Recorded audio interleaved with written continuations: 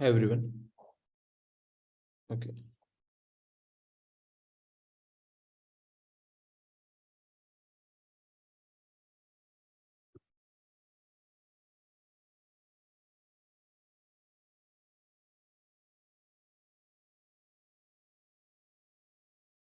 Hi all.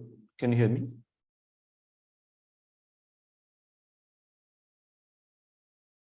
Okay. How are you everyone? So let's start. Today we are going to start Aloha protocol, right? So we have not covered Aloha protocol earlier, so we will cover in these lectures. Okay. Let me know if you have any confusion from last lectures, or we can directly start. Okay. So let's start. My voice is clear, right?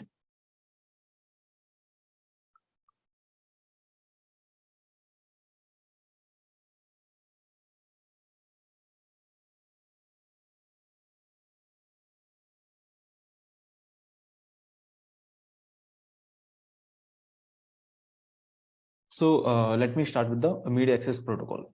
So basically, data link layer provides some of the facility that tells you that how to access the shared medium that you have.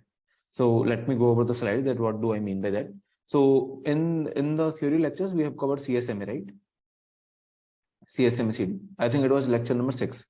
So in the theory lectures, we have covered CSMA. Now in this lecture, I will just cover Aloha so that we will be covering both of the protocols which are important in data link layer for the media access protocol. Okay, media access control. Okay, is there any echo in my voice or the voice is clear? Let me know. Oh, okay, it is fine, right? So media access link and protocols. Let's just read this paragraph that I've taken from I think Tenenbaum or Cross. So let's just read this paragraph. What this is saying. In the introduction to this chapter, we noted that there are two types of network links. One is point-to-point link, and another one is broadcast link. So there are two types of link that some of the stations can share. Either they are point-to-point, which means that two stations are connected just by a direct link, or maybe this medium is shared. Okay, so there are two types of link: point-to-point and broadcast link. A point-to-point link consists of single sender end at the one node of the at the one end of the link and single receiver at the other end. Many link layer protocols have been designed. So PPP, point-to-point protocol, and HDLC, high level data link control. This is also a protocol. So these are two protocol for the point-to-point link. So if the link is point-to-point, then PPP is one of the protocol, and HDLC is also one of the protocol that we have. So basically, we do not need to study this because that's not in syllabus. But I'm just telling you for the overview. Okay. So PPP and HDLC, these are the two protocols that we have. PPP, HDLC. These are the two protocols we have for the point-to-point link protocols for point-to-point link.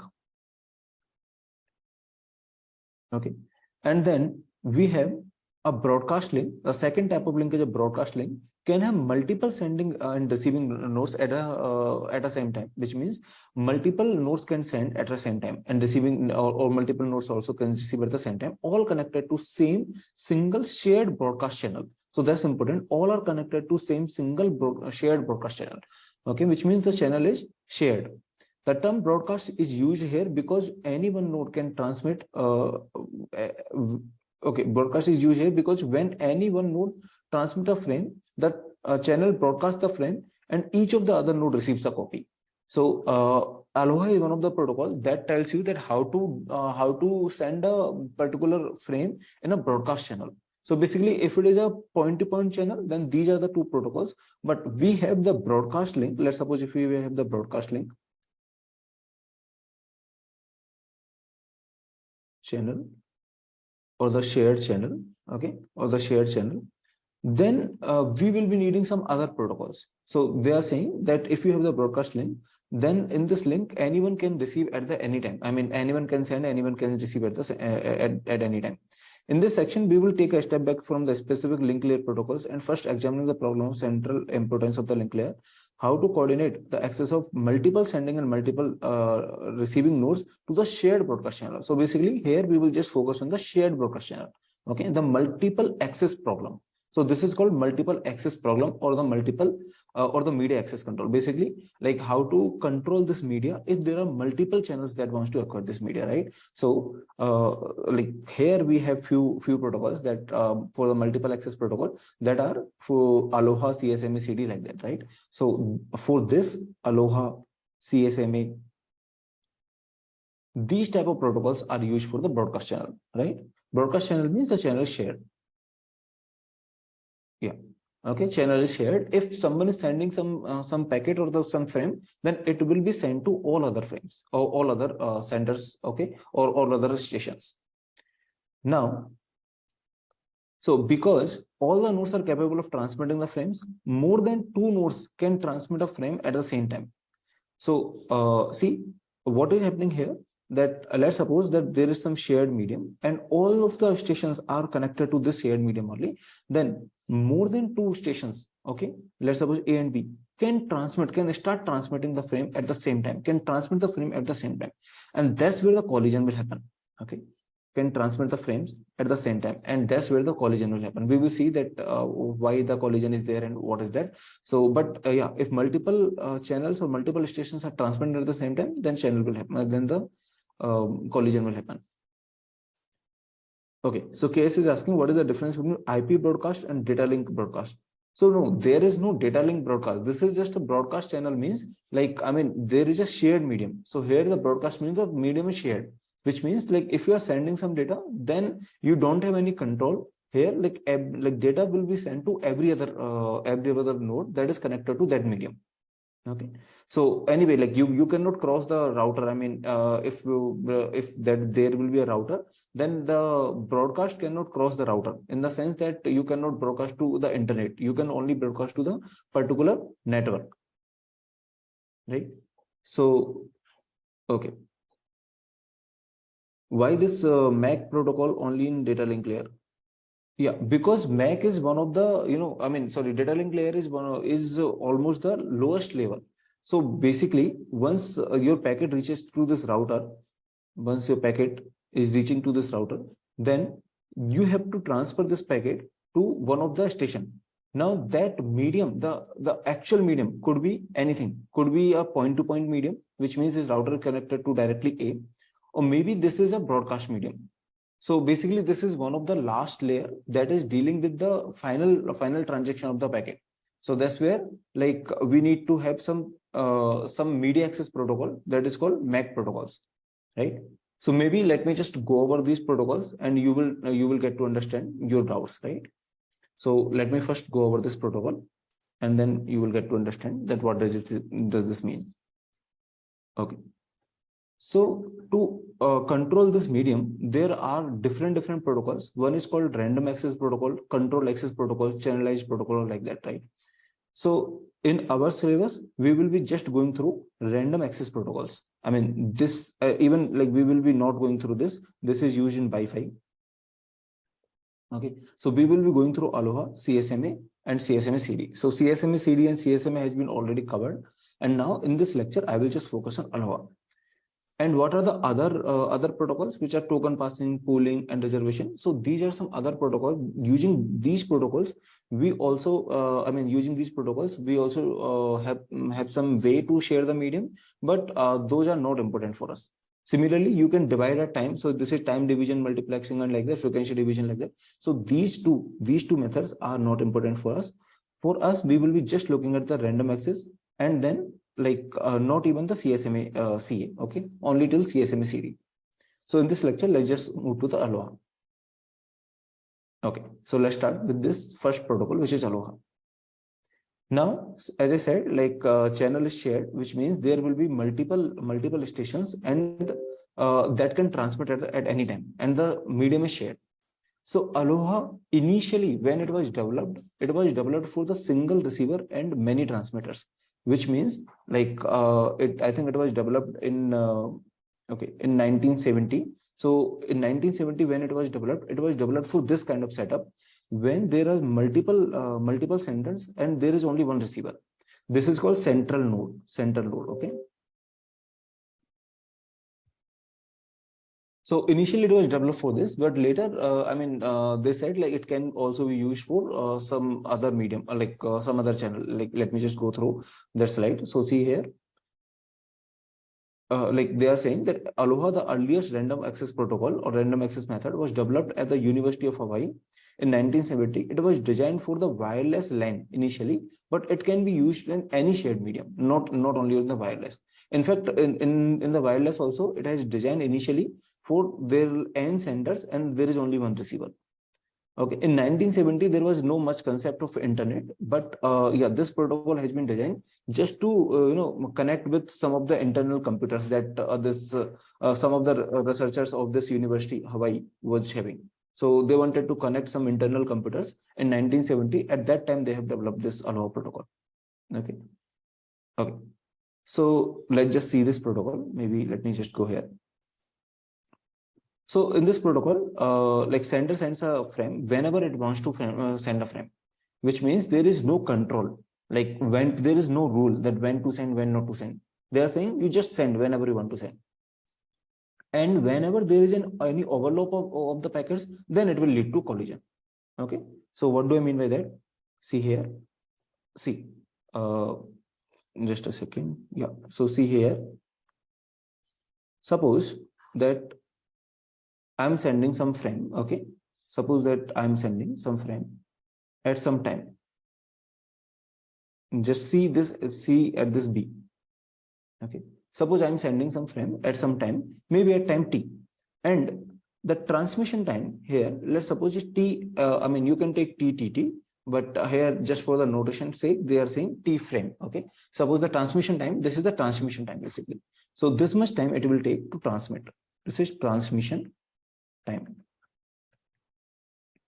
Okay. So this much time it will be taking to transmit a frame. Now, this is just one station that wants to transmit. Okay. Now listen carefully that it has started its transmission at time T, and the transmission is getting ended at T plus TFR. Right. I hope that is fine to everyone. Now, since the medium is shared, so just think like this. Maybe okay. See, this is a shared medium, which could be a Wi-Fi or could be your LAN or anything, right? So medium is shared, which means just think like this, that at this time or maybe before that, okay, okay, just let me just ask you, suppose that at the same time, at this T time only, some other frame has started transmission. At the same time, if two frames start transmission, then what will happen? Since there is only one medium, since there is only one medium, if two frames start transmission at this exact time, then there will be a collision, right? Okay, so everyone agree with me at this point in time that suppose, okay, suppose some other frame start transmission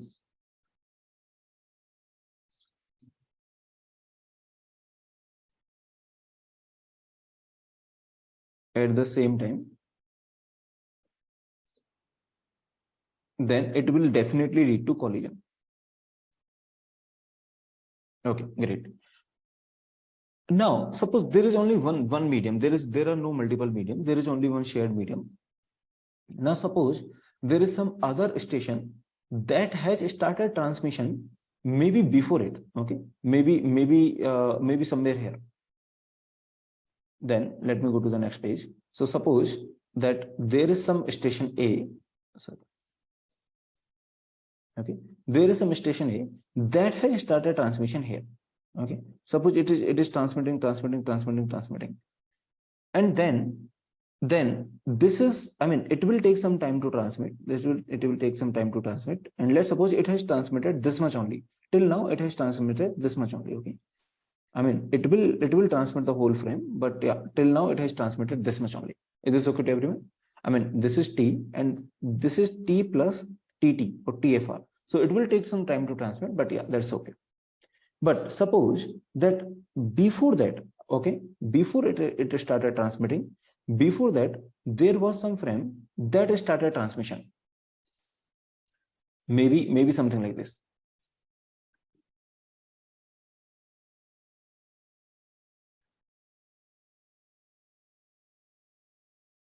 suppose there is some suppose there is some station that started its transmission. Now, okay, just listen here carefully. See, now it has started its transmission. Now let's suppose this is at any time, at some time it has started transmission. Now suppose it has not transmitted fully. It has not transmitted fully. Let's assume that it has started transmission at a time t. The transmission is not full. Okay, just give me 1 second.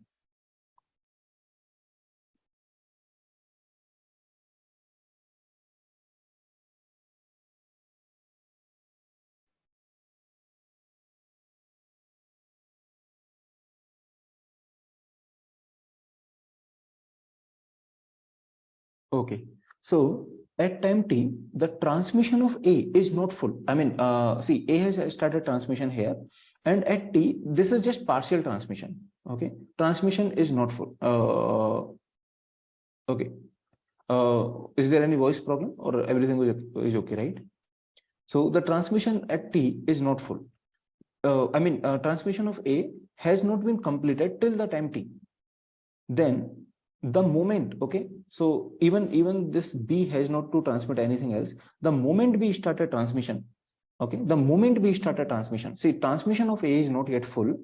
Let me just write here, transmission of A is not yet completed. Okay, then the moment B started transmission, okay, so this is B that wants to start its transmission. Will there be a collision or not? Yes. No, there is no sense that it will not check whether the channel is busy or not. Okay, so it will not check whether the channel is busy or not. It will just, like, the rule is here is that whenever any station wants to transmit, it will transmit. Okay, station sends a frame whenever it wants to send. So A has started its transmission at some time before, maybe let's suppose this is t minus tfr, which means like it will take some time to transmit it.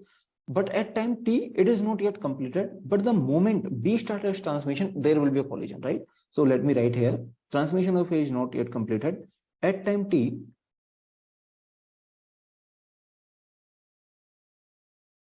yeah, TFR is just a frame transmission, TT. This is just a transmission time. Okay, so here, whatever I'm writing is basically at time t. At time t, the transmission of A is not yet completed. And this is the first point. And the moment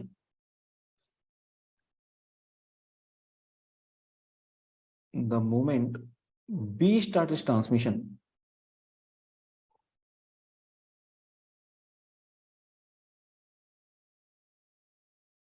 there will be collision.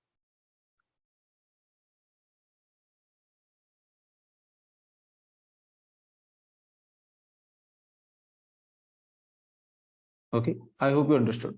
So basically, I mean, B will not even transmit a single bit, right? So I mean, because channel is having this A, so that's why B cannot transmit.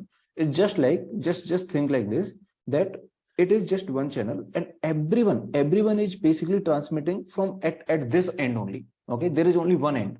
Everyone is transmitting at this end only. If, okay, tell me, okay, it is just very foolish question, but still tell me, if A is transmitting multiple frames, then can the frames of its own get collide? I mean, let's suppose A is transmitting 2 frames. Okay, so obviously it cannot get collide, right? I mean, A will transmit 1 frame, then obviously once it get transmitted, then only it will transmit another frame, something like this, right? But it can get collide with some other transmission, which means, let's suppose B also started transmission here. So obviously it can get collide. So basically, suppose, let's consider a scenario that A has just transmitted maybe half of its, or maybe 99 or 98% or 90% of its frame, and then it is just about to transmit 10% more. But that time only B started its transmission, so there will be a collision, right? Okay, so you understood this. Now tell me, can there be a collision in this case? Suppose A has started its transmission. Okay, A has started transmission. A has completed its transmission, and just after completing its transmission, okay, this is A's frame, and just after completing age frame, okay, let me just write age first frame basically. Okay. Suppose this is the age first frame, and just after completing this, A wants to transmit its second frame. Okay, so let's suppose this is the situation here. Sorry, here from this situation, I want to go to one of the situation which is something like this, that A wants to transmit its second frame. Okay, suppose. So from here, let's consider two cases. Okay, one is that now A wants to transmit its second frame. So this is the age first frame. And now suppose if A is transmitting its second frame, it can transmit, right? There will not be any collision, obviously. I mean, how can there be collision? So this is A second frame. Now here, consider a case when A has transmitted its first frame, and now A wants to transmit, now let's suppose B wants to transmit its frame. Okay, B wants to transmit, not A. Now tell me, will there be a collision if B is transmitting after its transmission is get completed? Okay, so this is B's first frame.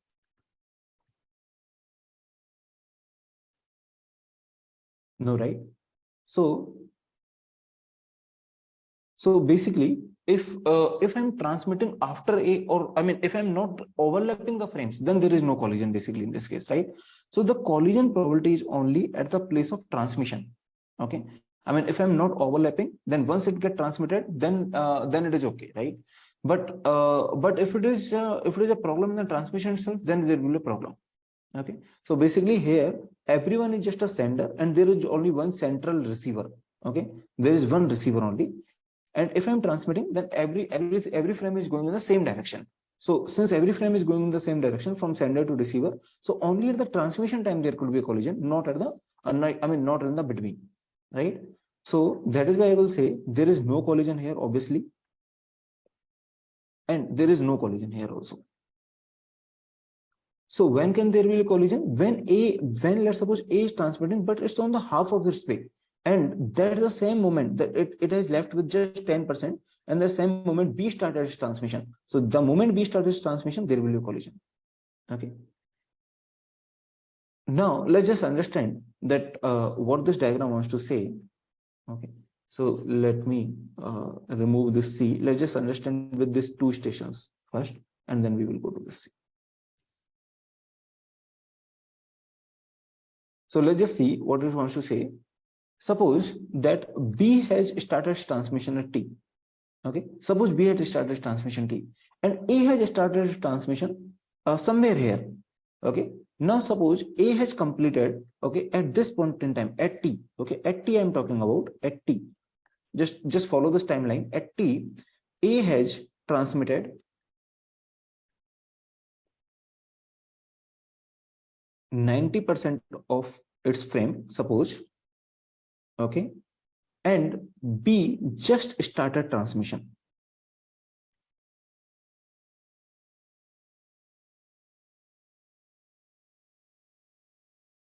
Now tell me, will there be a collision at T? At T I'm talking about, will there be a collision?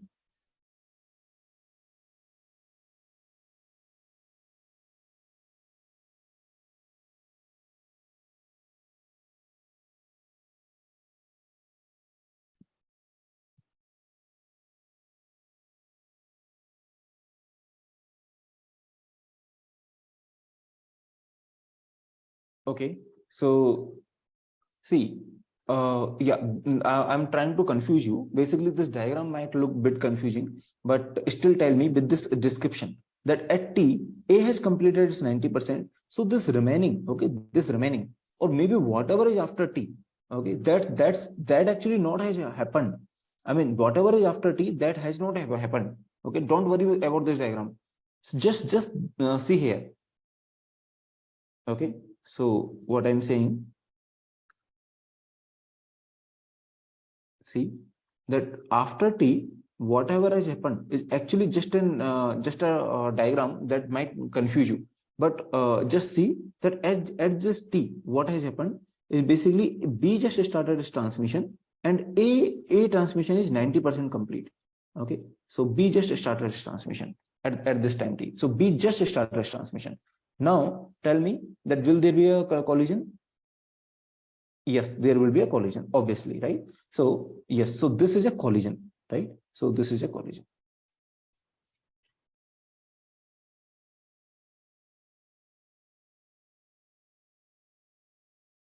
Right? So collision will occur here. Now you understood that this is a collision. Now in this diagram, this after T, whatever is there, it is just, I mean, just there, just for the diagram sake of purpose, but it actually have not happened. It's not like that that B has transmitted its frame like that. No, B just started its transmission and there is a collision. Okay. Now let's consider a case. Okay, suppose a case, this case where I do have only, let's suppose I do have only B and C. Okay, I do have only B and C. Now, where it started transmission? Yeah, so it has started transmission here, somewhere after this T minus FR, T minus TFR. So it has started transmission, which means the transmission is not yet completed because it has not consumed TFR time. And at T, like I started, like B started another transmission. So that's why there is a collision, right? Okay. So now let's just go to this diagram. Okay. So now suppose that at T plus FR, not at T plus FR, at some time here, maybe, I don't know, maybe T plus, okay, sometime, okay, T plus sometime, maybe, let's just call it capital T. Okay. So let's suppose this is capital T. Now here, okay, is this fine to you if I just write T plus delta? Cool. So now at this point in time, let's just see what is happening. Okay. So suppose that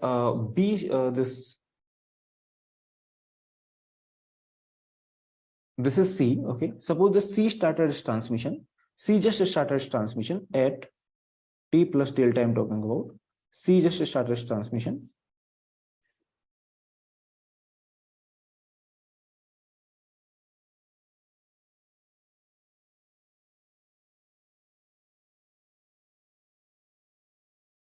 And B is not yet finished. B is not yet finished.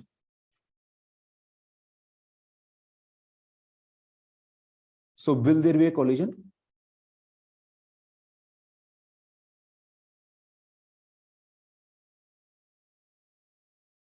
Then answer is yes, right?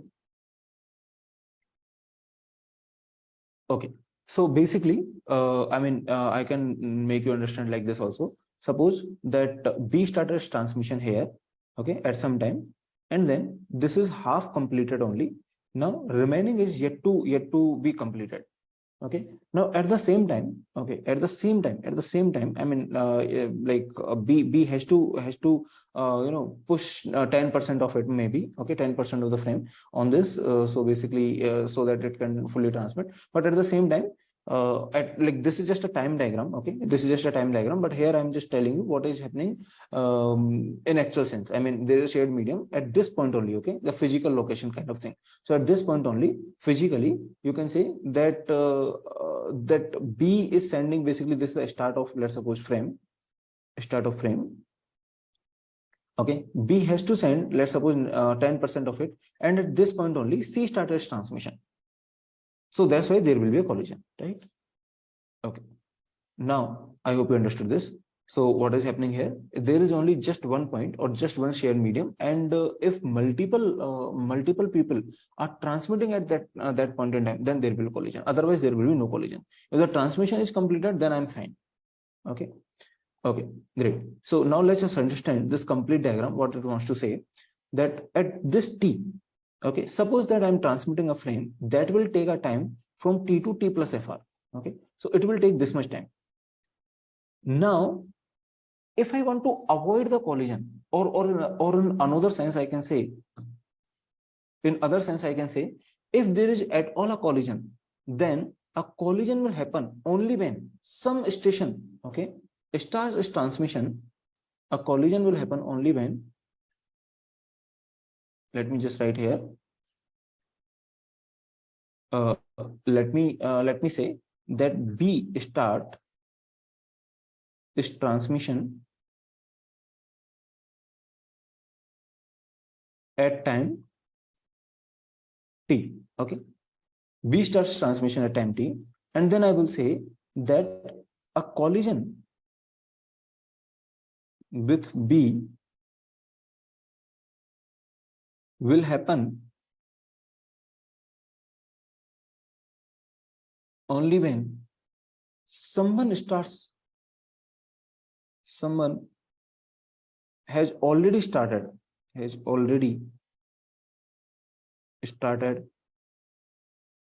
before t, right?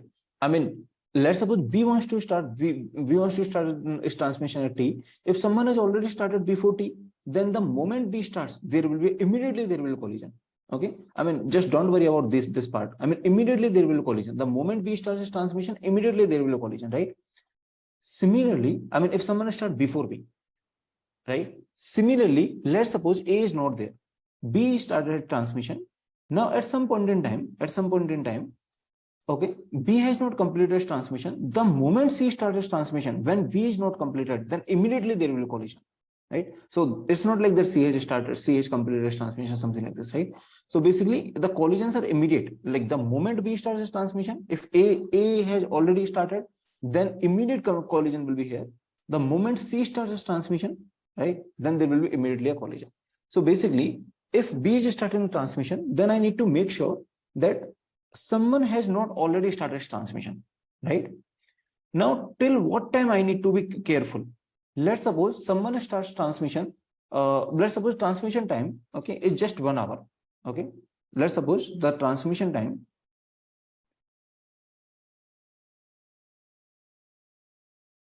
is 1 hour. Okay, suppose B starts his transmission at B wants to start transmission at suppose maybe 12 p.m. Okay, let's suppose it wants to start its transmission at 12 p.m.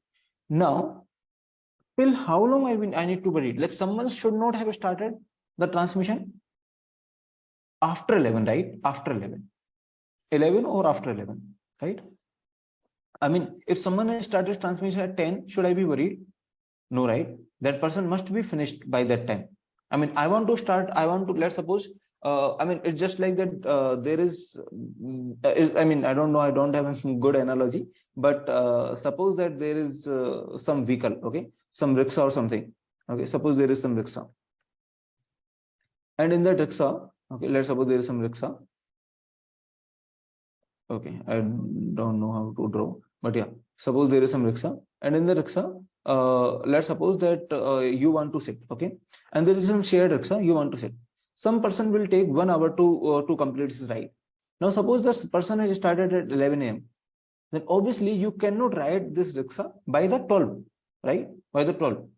But if someone has started by 10, then obviously you can do it. I mean, then at the 12 you can do it because this is free. So basically, if I want to start my transmission at 12, then I just need to worry that, okay, someone should not have started by the 11 or after 11, right? So basically, this is my risky time. Okay, let's suppose this is 11 a.m. and then till here to here, someone should not have started in this time, right? Someone should not have started in this time, right? So this is the time that someone should not have started.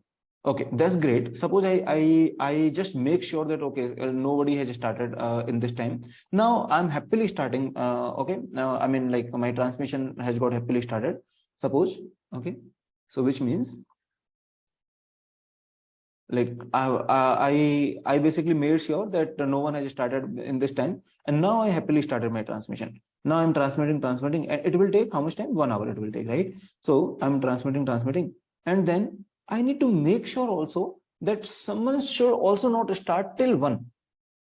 I mean, see, someone should not have started by 11. I mean, in between should not have started. In past also, I need to make sure that someone should not start till 1. Otherwise, loss to mera hai na, like my packet will get collide. I mean, that will collide with someone also. I mean, that's just accident, right? So I need to make sure that someone has not started by this time, by the 11, and nobody should start even after me till how much time? Should I say that till 5 hours? No, why to waste that much time, right? I will say that, okay, till just 1 hour, which means till just 1 p.m. I need to make sure that someone should not start now. In future also, someone should not start. In future also,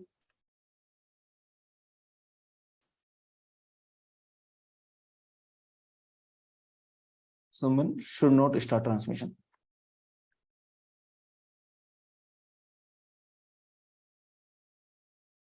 right? So basically, someone should not have started here. Neither anyone should start after, I mean, 1 hour before me, 1 hour after me. If I can make sure these two things, then I will say that, okay, now my transmission will be definitely successful, right? Now I'm 100% sure that my transmission is definitely successful. So basically, let's suppose someone has started after 11 a.m. maybe here, then will there be a collision? Okay, let me just ask you a question. Let's suppose that someone has started after 11 a.m. Okay, maybe. Okay, just a second.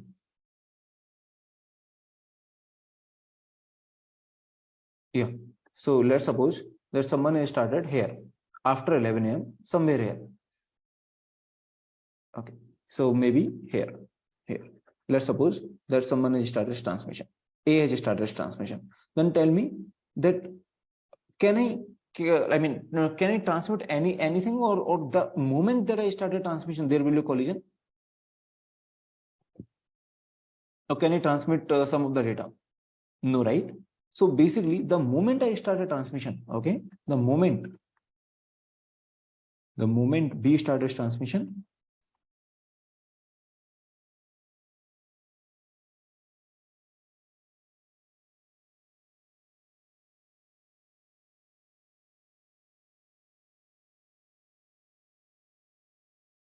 if someone has already started, right? If someone has already started, then the moment B starts transmission, there will be a collision. So I hope that is clear to everyone. Okay. So that is called vulnerable time. So basically, it is vulnerable means like this. It's like, I mean, sensitive time. Okay, sensitive or risky time. Sensitive. So basically, let us find out vulnerable time. The length of time, it is defined something like this: the length of time in which there is a possibility of the collision. Which means that if I'm transmitting here, then in this duration only, if someone transmit, okay, then only there is a possibility of collision. Otherwise, there is no possibility of collision. If I want to transmit at time t, then I need to make sure that in this duration only, if someone transmit, then only I will collide. Otherwise, I will not collide with anyone else. Is this okay with everyone? Okay, so basically this is the duration, 2 hours of duration in our previous example, that I need to make sure that if that nobody should start its transmission in the past or maybe in the future, right? I mean, in the past should not have started, in the future it should not start in this duration only. Suppose someone is starting after it, after my transmission, then will there be a problem? After my transmission is completed, then someone start, I don't care, right? I mean, apart from this time, apart from this 2 TT time, if someone start, then I don't care. If before it also someone start, maybe here, just here someone start, then I don't care. Why? Because it will get finished before my start time, right? It will get finished before I start. So basically, before this time, if someone start, I don't care. After this time also someone start, I don't care. But this is my sensitive time. I mean, there is a possibility of collision in this time only. Okay, so I'm not saying there will be collision. There will be a possibility of collision in this time only. If I want to start at t, then t minus fr to t plus fr is a window that might lead to a collision, right? I mean, someone channel should be free from t minus fr. If channel is free from t minus fr to t plus fr, then I'm 100% sure that okay, there will not be a collision.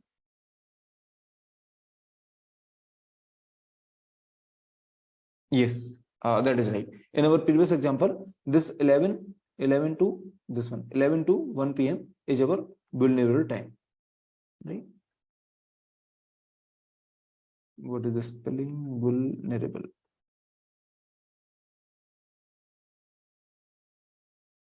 Okay, so this is called vulnerable time.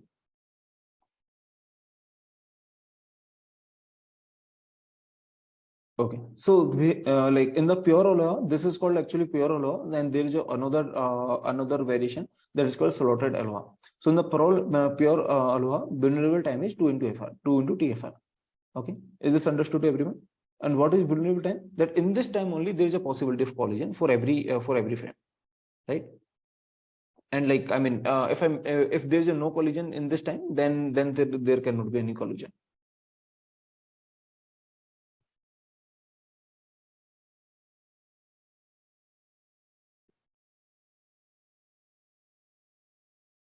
Okay. So suppose,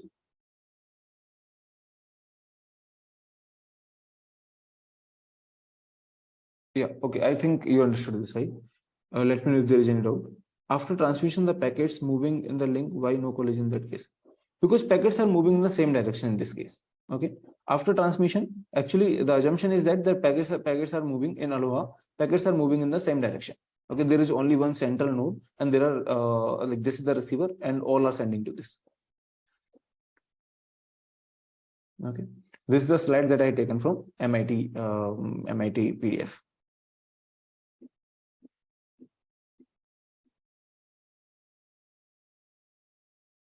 Okay, so now let's solve this question.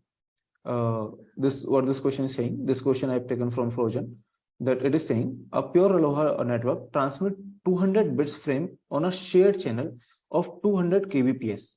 Okay, so length is given to us, so we can find out the transmission time. I think T of FR equal to 200 bits upon 200 kbps. I mean, solution is already given here, which is basically coming out to be 1 millisecond. Why? Because this is BPS and this is CLO. So CLO is times power 3. So that's why it is times power minus 3 seconds, which is 1 millisecond. So the frame transmission time is 1 millisecond. Then what is they're asking? What is the requirement to make this frame collision free? So I will say the average frame transmission time is the vulnerable time is 2 milliseconds because 2 into frame transmission time. This means no station should send later than 1 millisecond before this station start the transmission.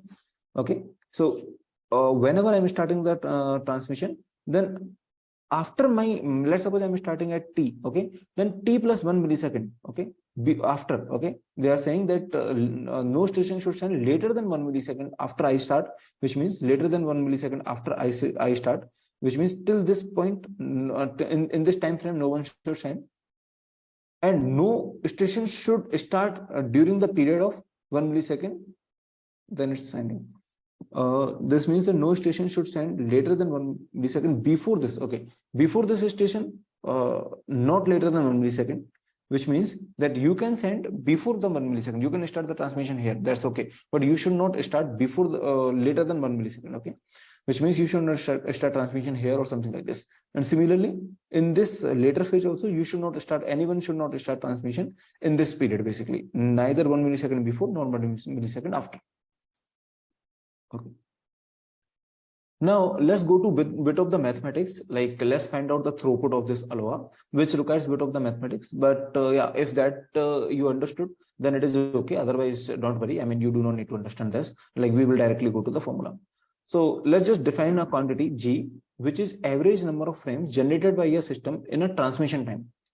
Which means what this quantity is saying, that there are multiple stations that want to transmit a frame, right? Let's suppose there are A, B, C, or multiple stations, or maybe n number of stations that wants to transmit. Then let this G be the average number of frames generated by the system in one transmission time, which means that in just one transmission time, in just one in this period of time, let's suppose the average number of attempts or average number of frames that channel are putting on this stations are putting on this channel is G, which means let's suppose if 3 stations are putting, okay, then it will be 3. I mean, suppose in this first slot only 3 are putting, and maybe you can say in the next TFR time maybe 4 are putting in, like that we need to take the average. So basically this is average number of frames that stations are putting in 1 unit of time. Okay, and let's define a random variable X, which is basically something number of frames in one transmission time. So basically it is related to the position distribution. let me just recall you the position distribution if you do not remember. Let me. Okay, just a second. So these are the probability slides that we have.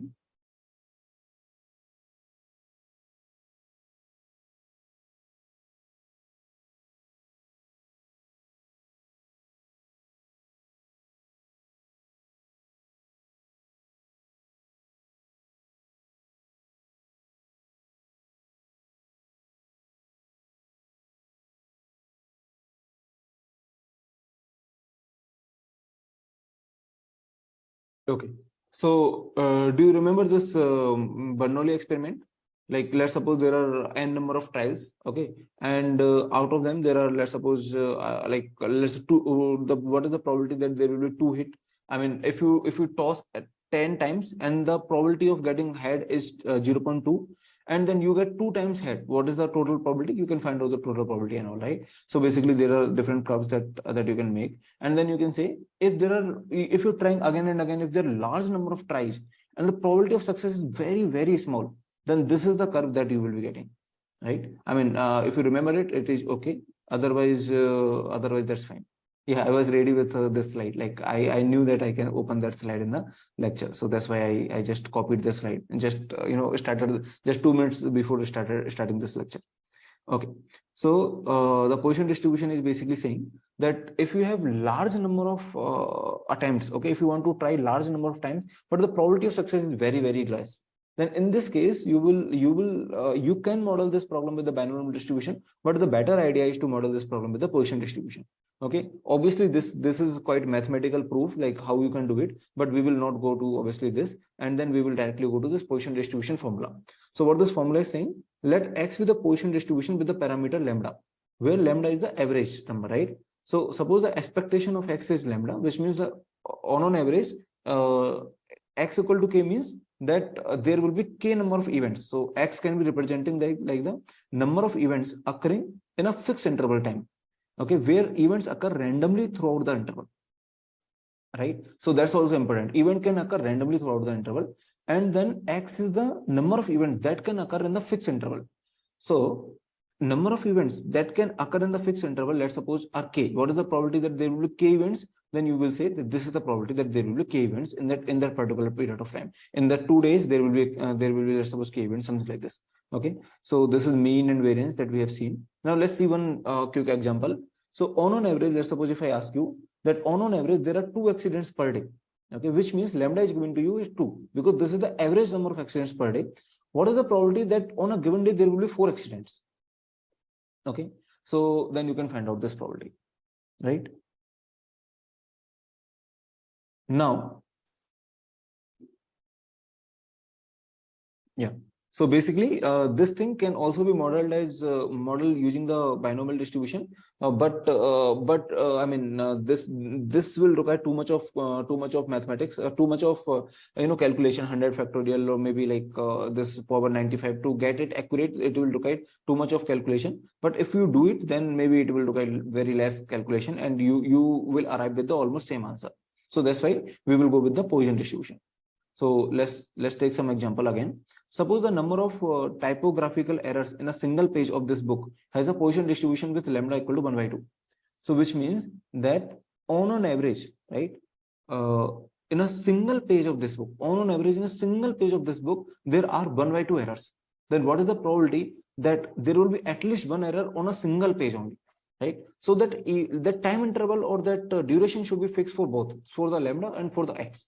So for example, maybe on an average there are 2 accidents per day. What is the probability that there will be 4 accidents in 2 days? First, I need to calculate I need to modify the lambda. Do you remember this? So if they're asking for 4 accidents in 2 days, right, then I will be first modifying the lambda such that my time frames are same. So I will say that, okay, lambda equal to 4 now, which means on average there are 4 accidents in 2 days. Then what is the probability that there are 4 accidents on a given 2 days or given time interval? Then this is the probability, right? Okay, so maybe that's how we basically do this Poisson distribution. Now let's just see what is the relation here.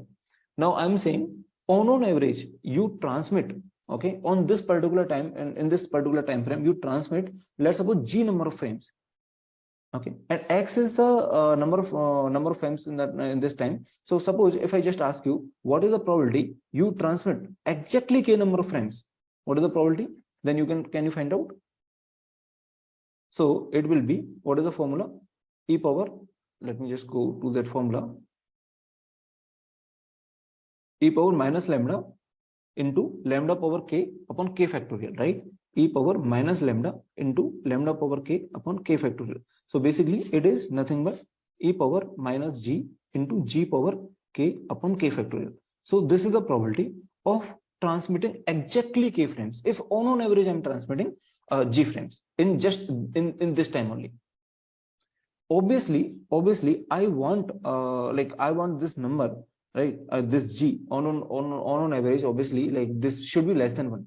I mean, if it is greater than 1, then if I'm transmitting too much of the frame in just this time frame, then I don't think that that it is a good idea. I mean, suppose that see, in fact in this 2T, 2TFR, I just want to transmit just one frame, right? Ideally, that's the situation. Ideally, we want to transmit just one frame in this time interval. Suppose, okay, so I will come to this 2 multiplication with 2. Suppose let me just work with this TFR only. Suppose in this, or maybe you can also work with the 2TFR. If G is for one transmission, then what is the average for 2TFR? It will be 2G, right? Okay, so it will be just 2G, or maybe you can just work with this TFR. So suppose on average, I'm transmitting G frames in this time interval, which means what? Sometimes I transmit in this time interval, sometimes I transmit one frame, sometimes I transmit 5 frame, maybe sometimes I transmit 0 frame, maybe sometimes I transmit 0 frame, then 1 frame, then you take average, right? Then you will say that, okay, on average, you are transmitting these many frames in just one time interval, something like this, right? You will do something like this, I mean, to calculate it.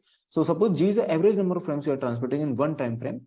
And if I just ask you, what is the probability that you transmit exactly K frames in the given time frame? So this is the probability, right? Okay, so that's great. Now, you see here, to formulate the problem of multiple access network, we need a mathematical model. When the number of stations in the network is very large, the portion distribution, okay, so here I'm modeling because like I'm assuming that number of stations are very large.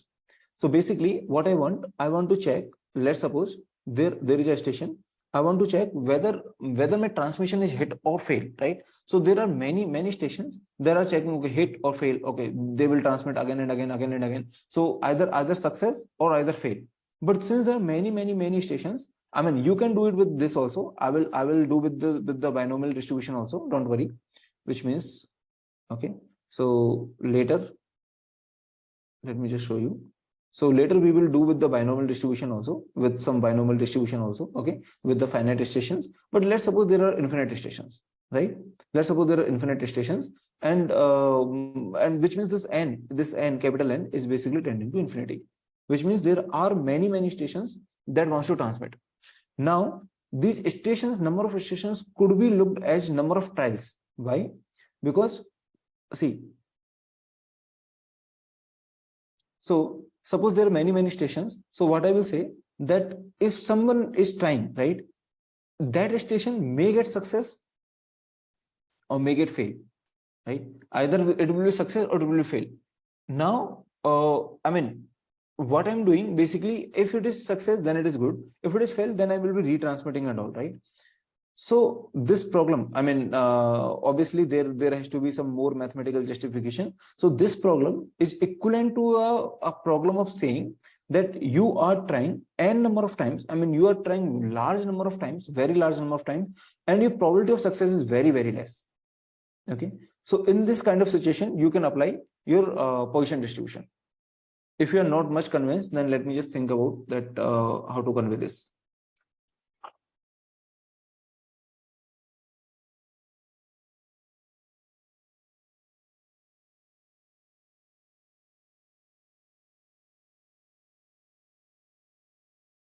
Okay, so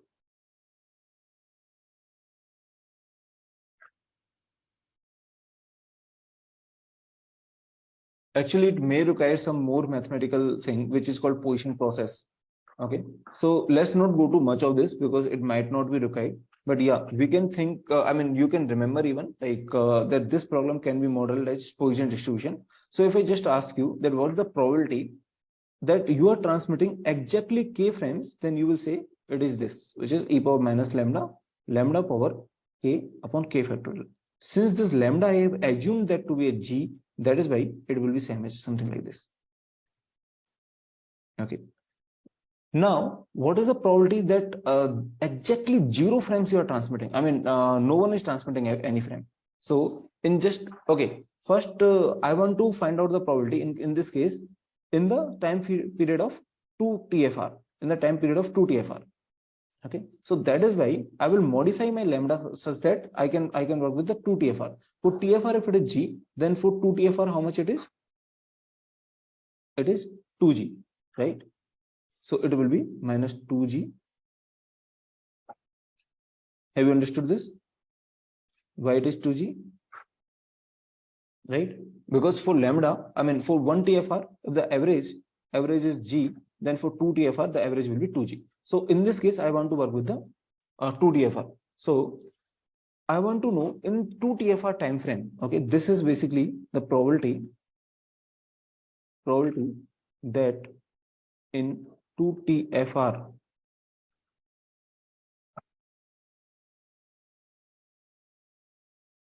time frame, there are exactly k frames in 2 TFR time. There are exactly k frames on the link, right?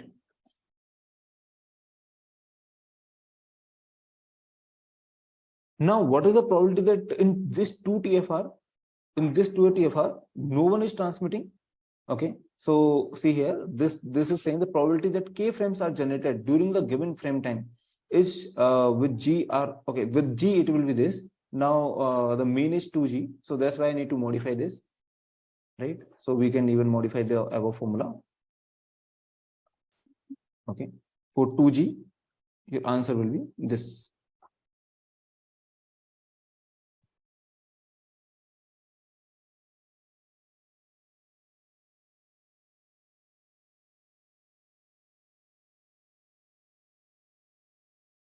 For 2G, your answer will look like this, right? Now, let's just see this. What they're saying, the probability of no frames being initiated during the entire vulnerable time period is thus given by 0. So basically, this is the time, this is the probability that probability that no frame being initiated, right? So with this probability, no one is sending the data. With this probability, no station is sending the data, right? So this is the probability. Let's just see this. The probability that it will avoid a collision is e power. Okay, sorry. Actually, it is minus 2G everywhere because. So what they're saying that since in this period of time, I mean with this probability, no one is sending the data. That's why I will say that this is the probability that no station is initiating any frame. Now, since there are infinity number of frames, right? There are infinity number of frames, so I can say this is the probability that that no station. Okay, I'm talking about the station. This is the probability that no station is sending. But let's suppose that I have one test station or I have some extra station, so which means P naught is the probability that no station is sending the data, right? So this is no station is sending data.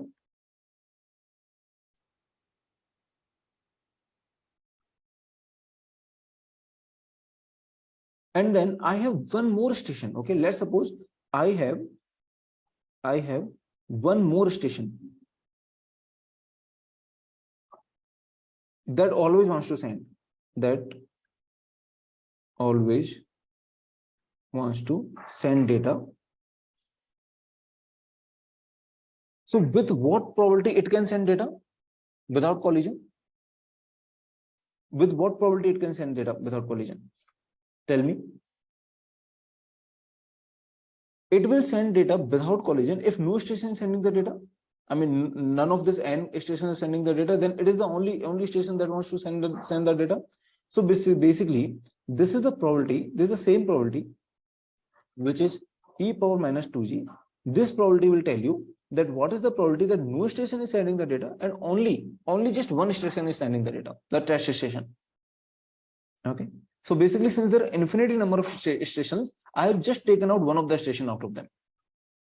So with this probability, there is no collision. If someone wants to send the data, then probability of no collision, that will be e power minus 2g.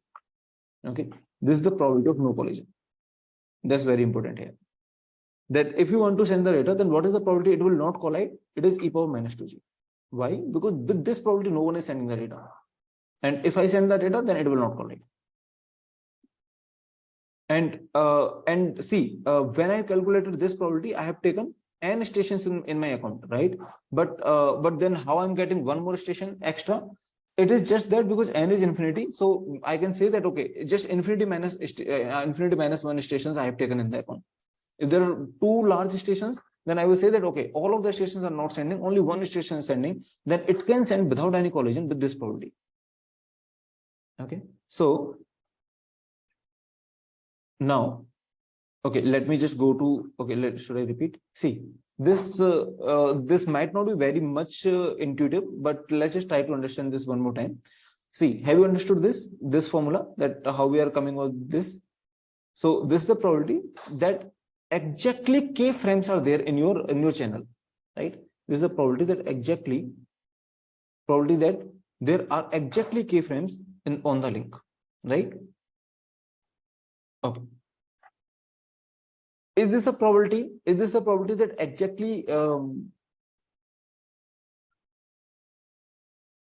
exactly k frames in this 2 TFR time? Okay.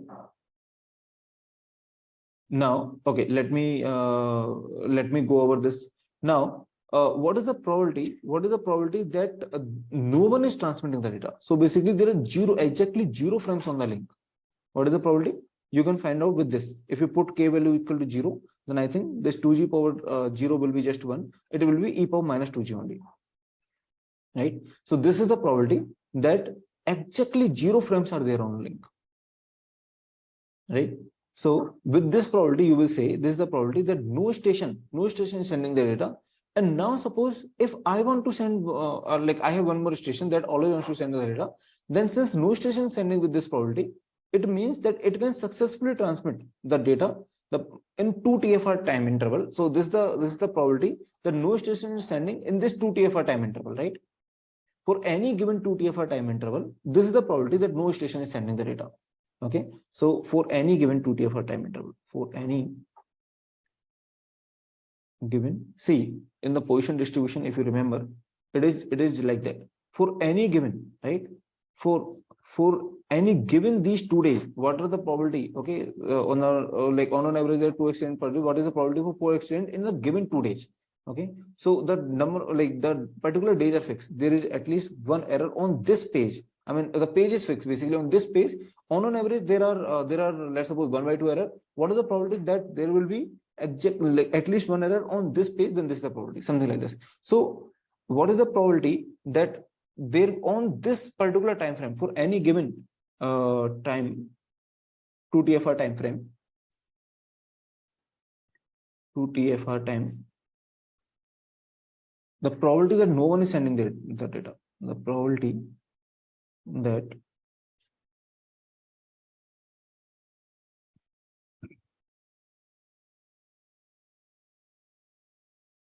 right, this is the probability that no one is sending the data.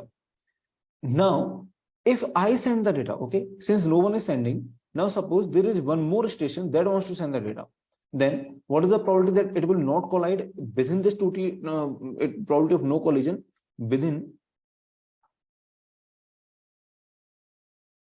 the 2 TFR time?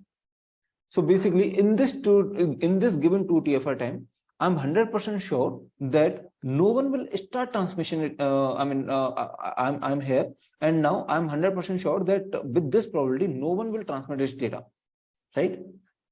I mean, they might have started before. That's okay, but no one will start transmitting its data in this probability in this time period, and that's the probability. They might have started transmission before. They might start transmission later, but this is the probability that no one will start transmission its data in this 2 TFR time frame, right? This is the probability, which means that there will not be any collision if I just start transmitting the data.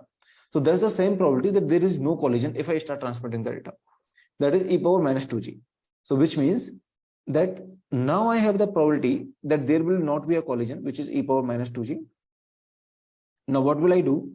I will say that, okay, with this probability there will be no collision. Suppose that this probability is 50%.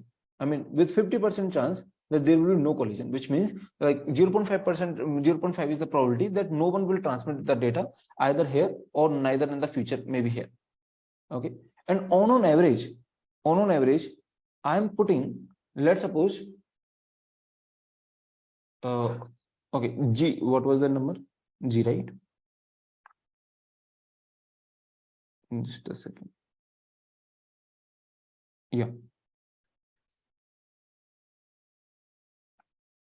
So on average, I'm putting G number of frames, right, on the link in a given time frame. Now my only confusion is that should it be G or 2G?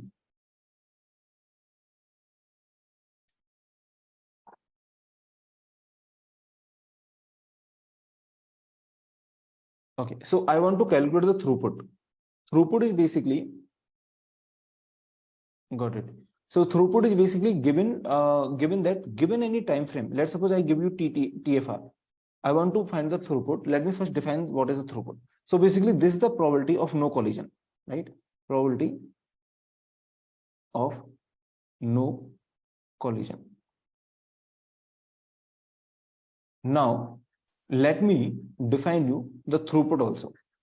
So basically, a throughput is a number that tells you that how many frames I'm sending in this per unit of time. So in this TFR, number of frames I'm sending.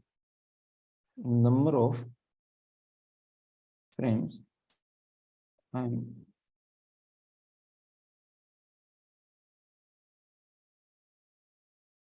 okay.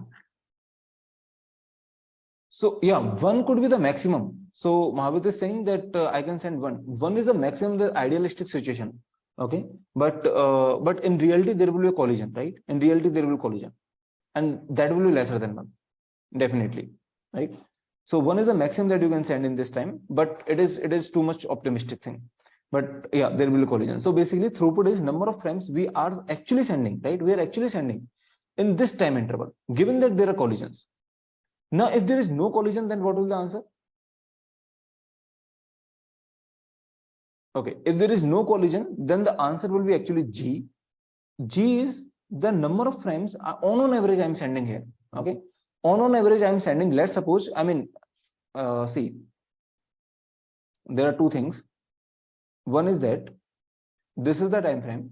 Now, yes, like you can send at most one here, right? I mean, ideally you can send at most one in this time frame. But let's suppose if multiple stations are sending, let's suppose 3 stations are sending, right? Then this G, if let's suppose 3 stations are sending, then on average this G could be 3 also. What does this mean? The G is 3. It means that sometimes you are sending 5 in just this time interval. Sometimes you are sending 2. Sometimes you are sending nothing. But sometimes you are sending 1. Sometimes you are sending maybe you can say nothing, something like this, right? Sometimes you are sending 5, something like this, and then finally the average is 3. Now, I mean, what I'm saying that if all of the stations start transmitting the data, then G is the average number of frames that we are sending in this time interval. Then when it will be success? Whenever you are just sending one data, right? When you are just sending one time, one frame, then it will be success. Otherwise, it will not be success. But that's okay. On average, I can send more than one also, less than one also, right? The average could be anything, but it will be success in some particular times only. Okay, so this G is, yes, I completely agree that G greater than 1 is not a good idea, and then that we will see with the graph also. Okay, so I will show you a graph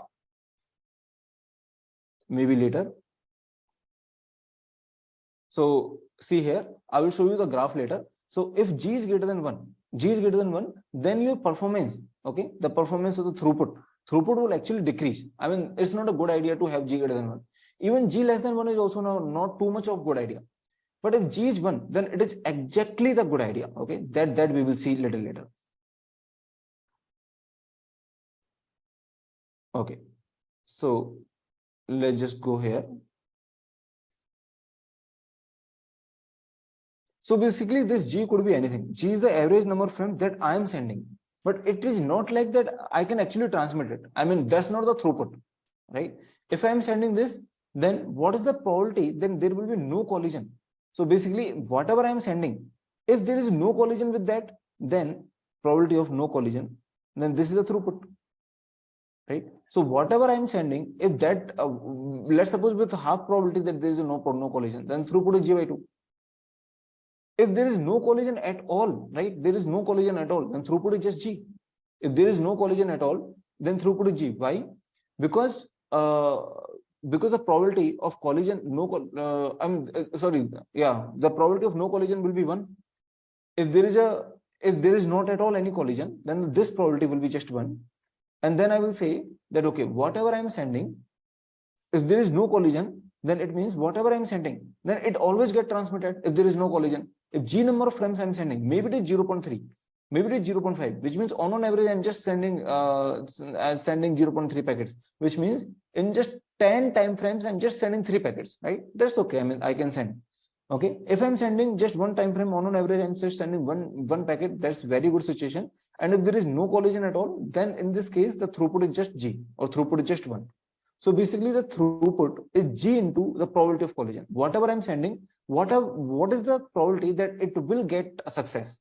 So G into, see here, under all the loads, the throughput S is defined as overload G times the probability P naught of a transmission succeeding. That is S equal to, S is a throughput here. G is the number of, or average number of frames in TFR time. Okay. And I will multiply this with the probability P naught.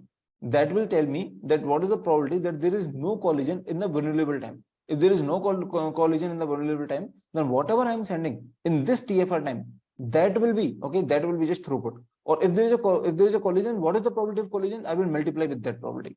So this is basically telling me the probability of no collision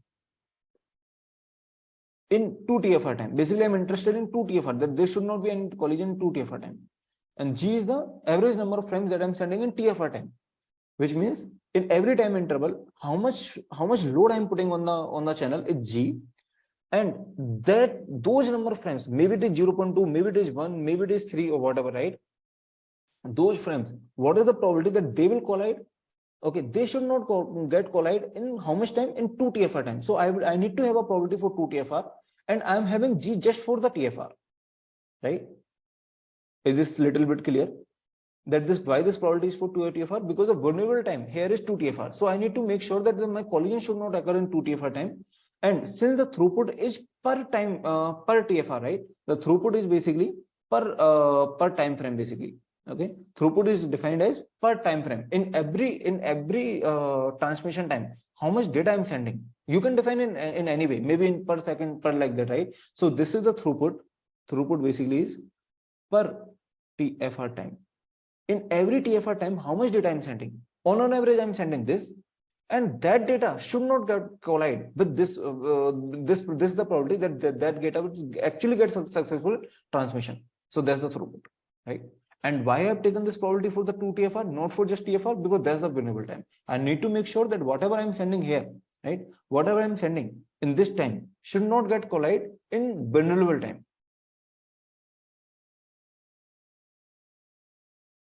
Okay, if we consider the probability for TFR, no, here you cannot I mean that will not make any sense here, because if you are considering the probability only for TFR, you are just making sure half of it, I mean some part of it, maybe you are just making sure that okay, that if you are starting transmission here, then you maybe or here you are just making sure that okay, after that there should not be collision. But that's not the throughput, right? Throughput will be even lesser, right? Throughput will be even lesser. Throughput will say that okay, you should not only, your data should not collide only after it, maybe before that also. So if you are taking the probability just for TFR, then your throughput will not be exact. Even the throughput, let's suppose this is the probability, this is a throughput, okay, as just for FR time, okay, just for TFR time, then S will be greater or SFR will be greater? Obviously SFR will be greater. Why? Because here you have considered less possibility of collision, but you have to consider more possibility of collision. Okay.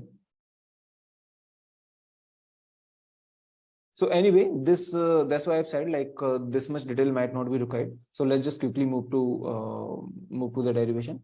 So this is S, which is the throughput per time frame. Now, if you want to maximize this throughput, you can differentiate with respect to G, and then you will be getting G max. G max is 1/2. It means what? On average, at max you can send just half frame. Why? Can anyone guess why? I mean that's the best idea. If you do this, then your throughput will be maximum. Because on average in 2 TFR time, okay, on average, what you at best what you want to do, on average in 2 TFR time, send only one frame. Send just one frame. Which means on average in TFR time, send half frame. And that's what G is, right? On average, how much you are sending in TFR time. So G is, I mean, this is the best G. I mean, if you are sending just one frame in 2 TFR time, then this is what this is best you are doing to the channel, which means this is how you can get the maximum throughput. Okay, and the maximum throughput in this case is coming out to be 0.1839. Yeah, G is for TFR. Yes, on average in TFR time you are just sending half frame. This is the best you should be doing. Okay, let's see this slide. So the throughput for the pure Aloha is G into E into minus 2G, right? This is the probability. Can anyone tell me what is this exact number? Probability of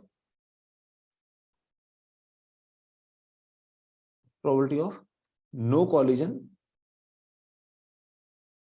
in 2 TFR in any given time interval. Okay, or let me write something like this: in any given slot of 2 TFR, right? So this is the probability, and now this G is on average how much you are sending in one time frame. So this is a throughput of one time frame. So you are sending this much, but this should not get collide with anyone in this time interval. So that's the probability. So that's the maximum throughput that you can get, which is 1/2E. 1/2E is the maximum throughput. Okay. Now let's just move to some questions. Now what they're saying, in pure Aloha network, transmit 200 bits frames on a shared medium of 200 kbps channel, right? So you can find out the transmission time. What is the throughput if the system, all stations together produce 1000 frames per second? Okay, on average, right? What is the throughput if the all station? So I think the G is given in every case 1500 to 50, right? So G is given 1000. You can find out time. This is transmission time, which is coming out to 1 millisecond, right? And then you need to find out what is the throughput. So how to find the throughput? S equal to G into e power minus 2G. Okay, I think for the throughput, then it is not important for the transmission time. What is the throughput of the system?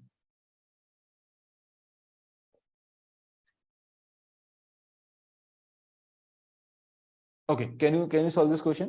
Seems like a good question. 1000 frames per second. Yeah. Is this G? G is 1000 or G is not 1000? That's what you need to figure out. G is not 1000, right? 1000 frames in a second you are sending. But what I'm interested in, that in 1 millisecond, how much you are sending? Because this is your TFR and G is for TFR, right? So in 1 millisecond, how much you are sending? If you are sending this much in 1 second, then maybe you can multiply with the 1 millisecond. In 5 seconds, you will send into 5. I mean, you will multiply with the time, right?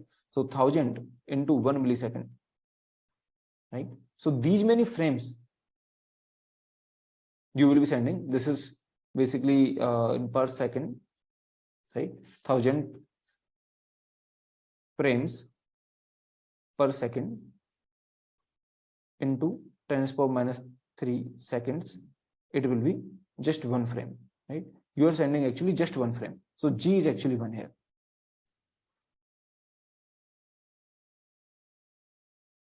Is this okay to everyone? Let me know if you have understood. So you first need to find out G, what is G, and then you can calculate this question. Okay. Yeah, G is 1. Okay. Once you find G is 1, in this case, then you can find this. This means the throughput is okay. And then you are multiplying with the, this is G, this is this much percentage, which means that you are sending this much per in per TFR time. But let's suppose if they want to find out maybe in per second, okay, let's suppose they want to find out throughput per second, then you need to multiply with 1000. This means the throughput is 1000 into this, these many frames you are sending in a second. Only 135 frames out of 1000 will probably survive. Okay, so have you understood this? So basically throughput is coming out to be 0.135. That is basically throughput is also, I mean, you can define any time window based on you. So this this throughput is for per millisecond, right? Per TFR. This throughput is also per TFR, right? Because G is for per TFR, that's why the throughput is also per TFR. So this is per millisecond you are sending this, which means in 1 second, you will send 135 packets. Actually, you will send 135 packets, but on a channel, on average, you are having 1000 packets. Okay, on a channel, on an average, you are having 1000 packets, but out of those thousands, you are just, I mean, only probably just 135 will survive, right? Similarly, if you have 500, then it is saying 92 will survive only. Okay, so basically here the throughput is coming out to be 135, here 92, and here it is coming out to be 38. Only 38 will survive, right? Yeah. So here this G will be lesser. I mean, G is 1 here, G will be in fact lesser here, G will be little lesser here. But yeah, so these many frames are surviving every time. 135, 92, and 38. Right? Have you understood this question? So basically in 1 second, I'm putting these many frames. In 1 millisecond, I can transmit, but in one second, I'm putting too much of frames. Out of those, let's suppose 1000 frames, out of those, only 135 will survive. Right? Maybe because I'm sending these 135, maybe something like this. Maybe I'm not sending. Whenever I'm sending this, I'm not sending anything before it, right? And I'm not sending anything in between, which means like for this 135, maybe this 2 TFR time window is satisfied, right?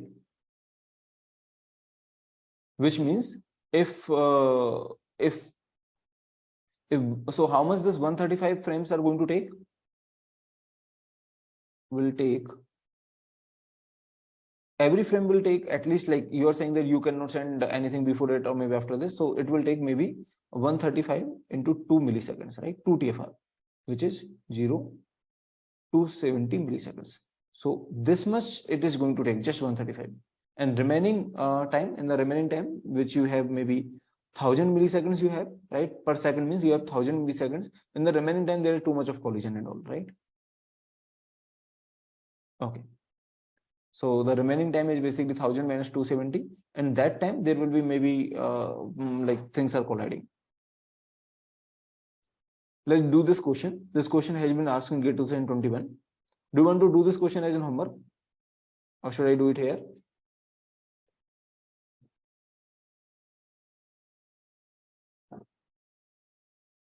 Okay, let me just do this question. What this question is saying: consider a network using a pure Aloha medium access control, where each frame is of length 1000 bits. Okay, so length is given to be 1000. Why the length might be important? Maybe for the transmission time, right? The channel transmission rate is, the bandwidth is also given. Like you can transmit at max at this bandwidth. The aggregate number of transmission across all the nodes, okay, on average, including the new frame. So basically this G that we talked about, just G now, this G is actually the all the frames, which means like sometimes there is a collision. I mean, on average, how much you are putting on the link? Maybe this is the old packet that got collided earlier, or maybe this is a new transmission. I mean, retransmission or the old packet. So basically, this G counts everything that you are putting on the link. So the average number or the aggregate number of the transmission across all the nodes is mentioned as the position distribution with a rate of 1000 frames per second. So you are basically sending on average, okay, on average, you are sending 1000 frames in 1 second. You are basically putting on the link, not sending. Okay, I mean the actual throughput could be something different, but yeah, on average you are putting 1000 frames on the link. The throughput is defined as average number of frames successfully transmitted per second. Okay, they are saying per second. Okay, the throughput of this network. Oh, like I I literally wonder. This question I have taken from Frozen, and this question are exactly same, right? I mean the length and bandwidth and the 1000 and everything is same. So this is just a length which is 200 bits and bandwidth is given. So these two questions are exactly same. I have taken this question from Frozen book, and this Frozen book question and this question are exactly same that they have asked. Great. So anyway, I think you can do it now, right? I mean, we just did it. So you can find out the, okay, I mean, okay, this is exactly same. This is transmission time is coming out to be 1 millisecond. Then now it is exactly same question, right? Okay. Now, is there any problem in this question? Can I move to next slide?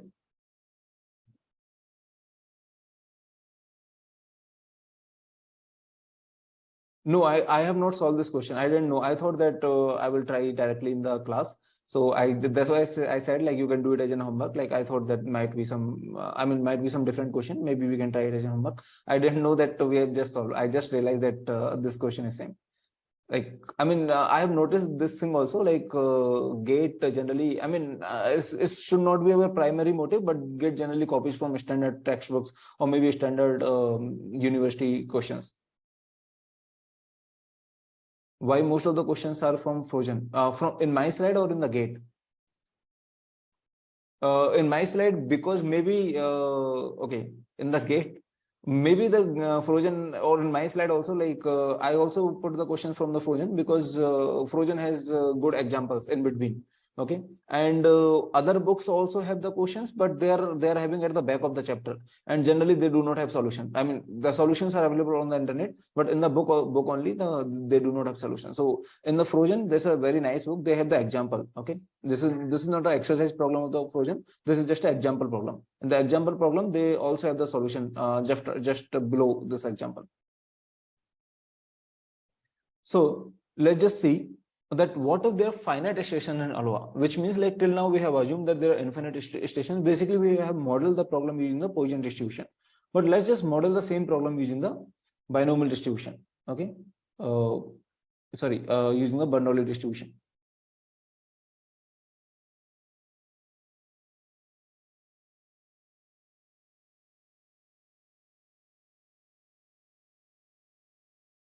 Should we take a break of 5 minutes or maybe a lunch break? Do you think?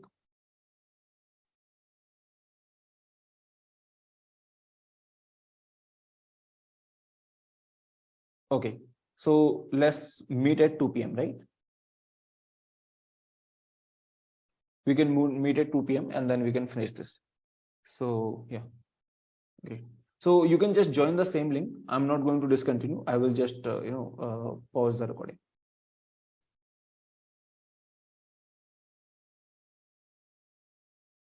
Yeah. So we were talking about, yeah, thanks for reminding me. So we were talking about this, that suppose if you want to transmit in some time frame, right? Let's suppose if you want to transmit at this time, then you need to make sure that someone has not already started transmission before it or maybe after, right? Right, great. Now let's just do this with the same idea, but this time I will be taking n number of stations. So probability of success given any let's suppose that you want to transmit with some given any node, which means let's suppose node number, like node is fixed here, which is node number 5, node number 6, something like that. The station is fixed here, right? And you want to transmit with this station. Then what will you say? That the probability that this node transmit, let's suppose this is the probability P, okay, and the probability that other nodes should not transmit in this time interval. So this is the probability P that node transmit in one time interval. Basically, this is the probability for one time interval. Probability that node transmit in one time interval, TFR, right?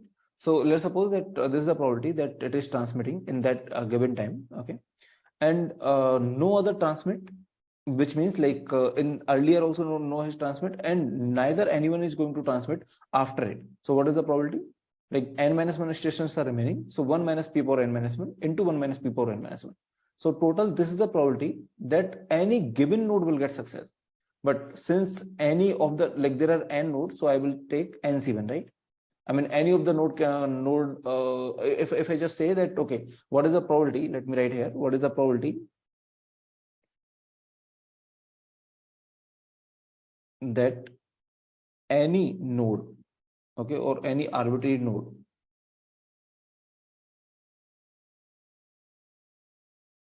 get success?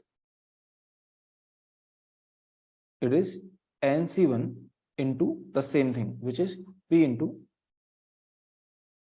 1 minus P power 2 power n minus 1, which means, so this is the probability that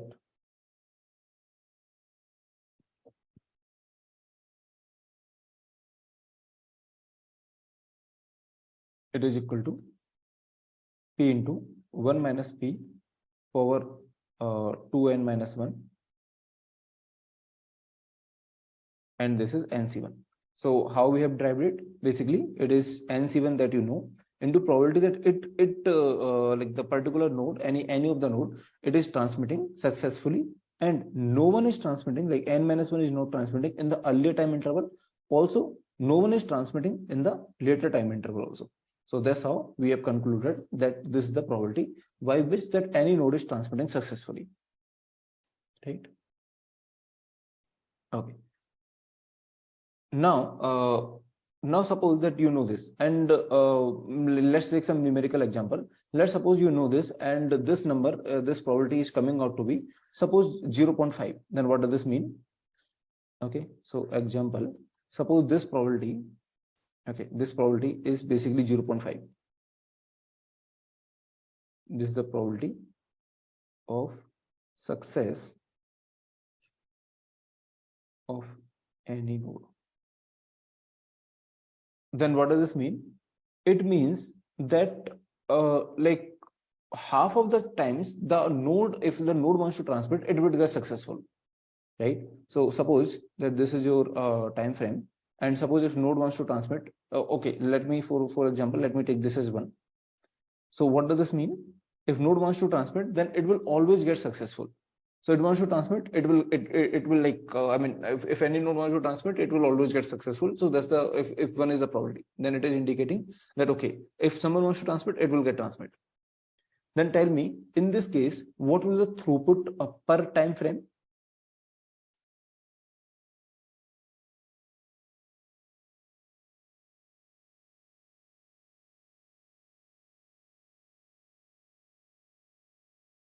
What is the throughput? Throughput is basically average number of frames that you are sending in this time, right?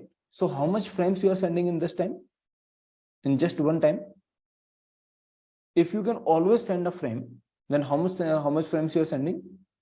Basically, you're sending just one frame, right?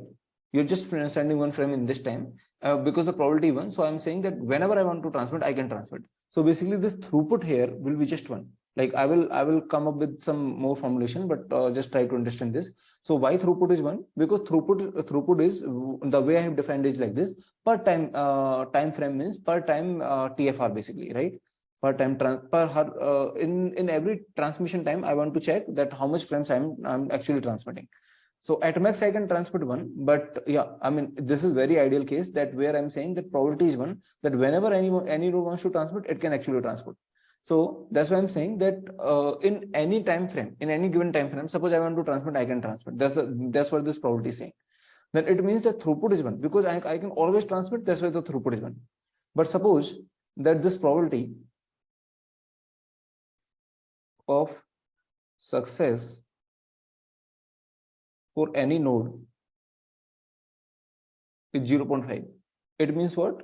I'm saying that if I want to transmit in this time frame, then there are half chances that I can transmit, or maybe there are half chances that I will not be able to transmit, right? So how many frames I'm transmitting in this particular time frame? See, it means that the probability 0.5. It means that if there are 2 time frames, then in these 2 time frames, I can transmit 1 frame definitely, right?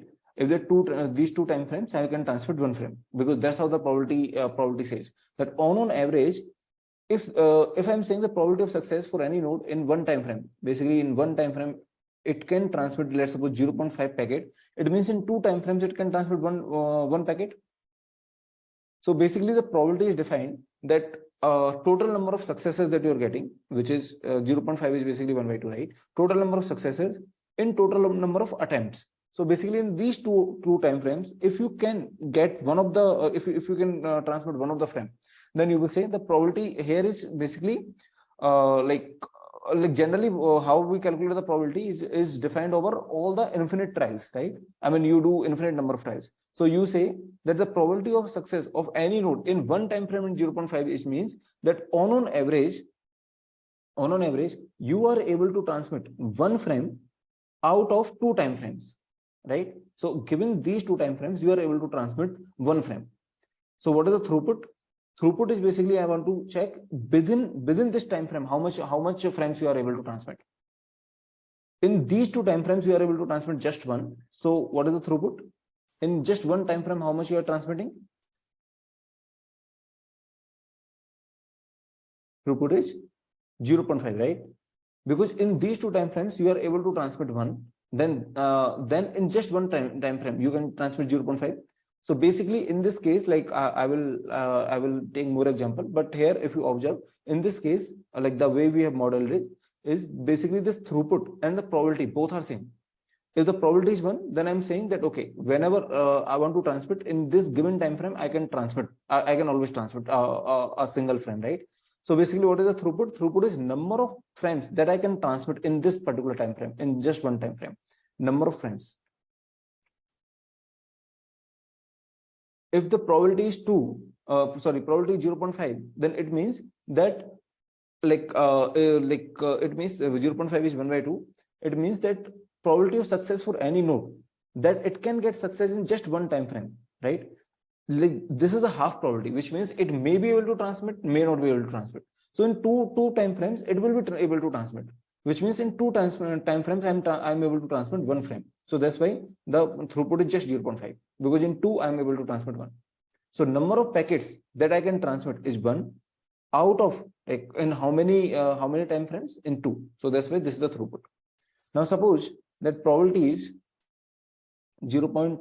Let's suppose anything 0.3.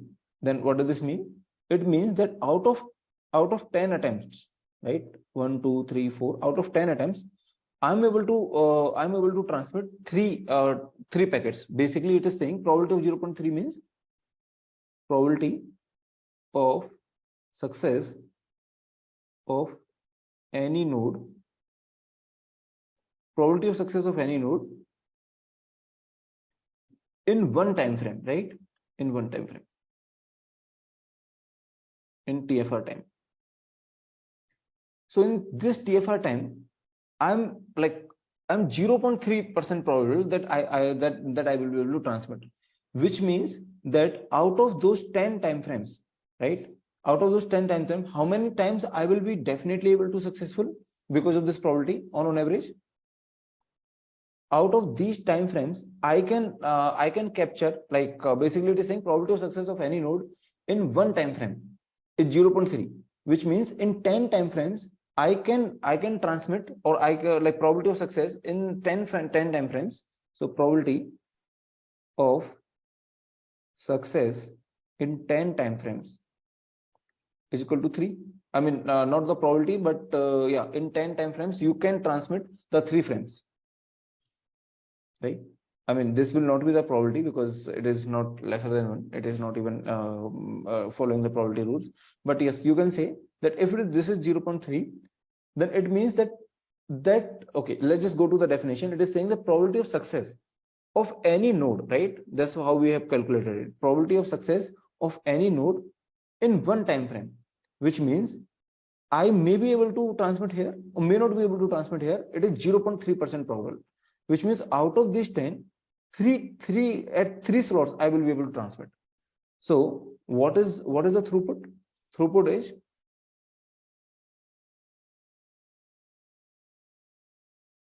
Throughput is basically, I have defined number of frames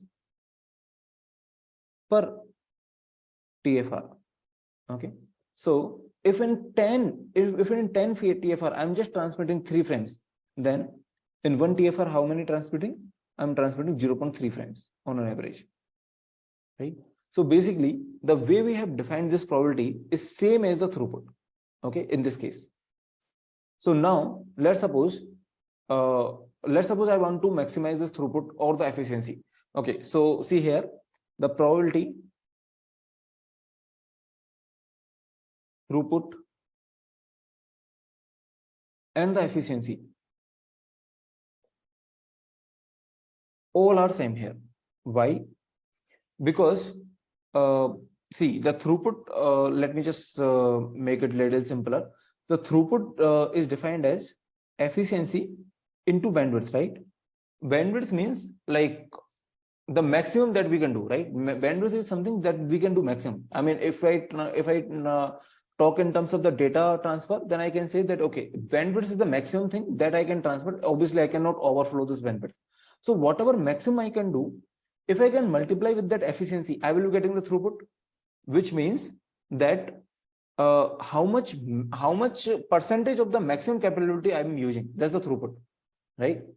So how much maximum you can do here in case of this Aloha, if you want to just transmit in case of transmission, it is not a data flow, but yeah, in case of transmission, how much maximum you can transmit in just one time frame? One, right? Like only one frame you can transmit at max, right? One maximum we can transmit in one time frame.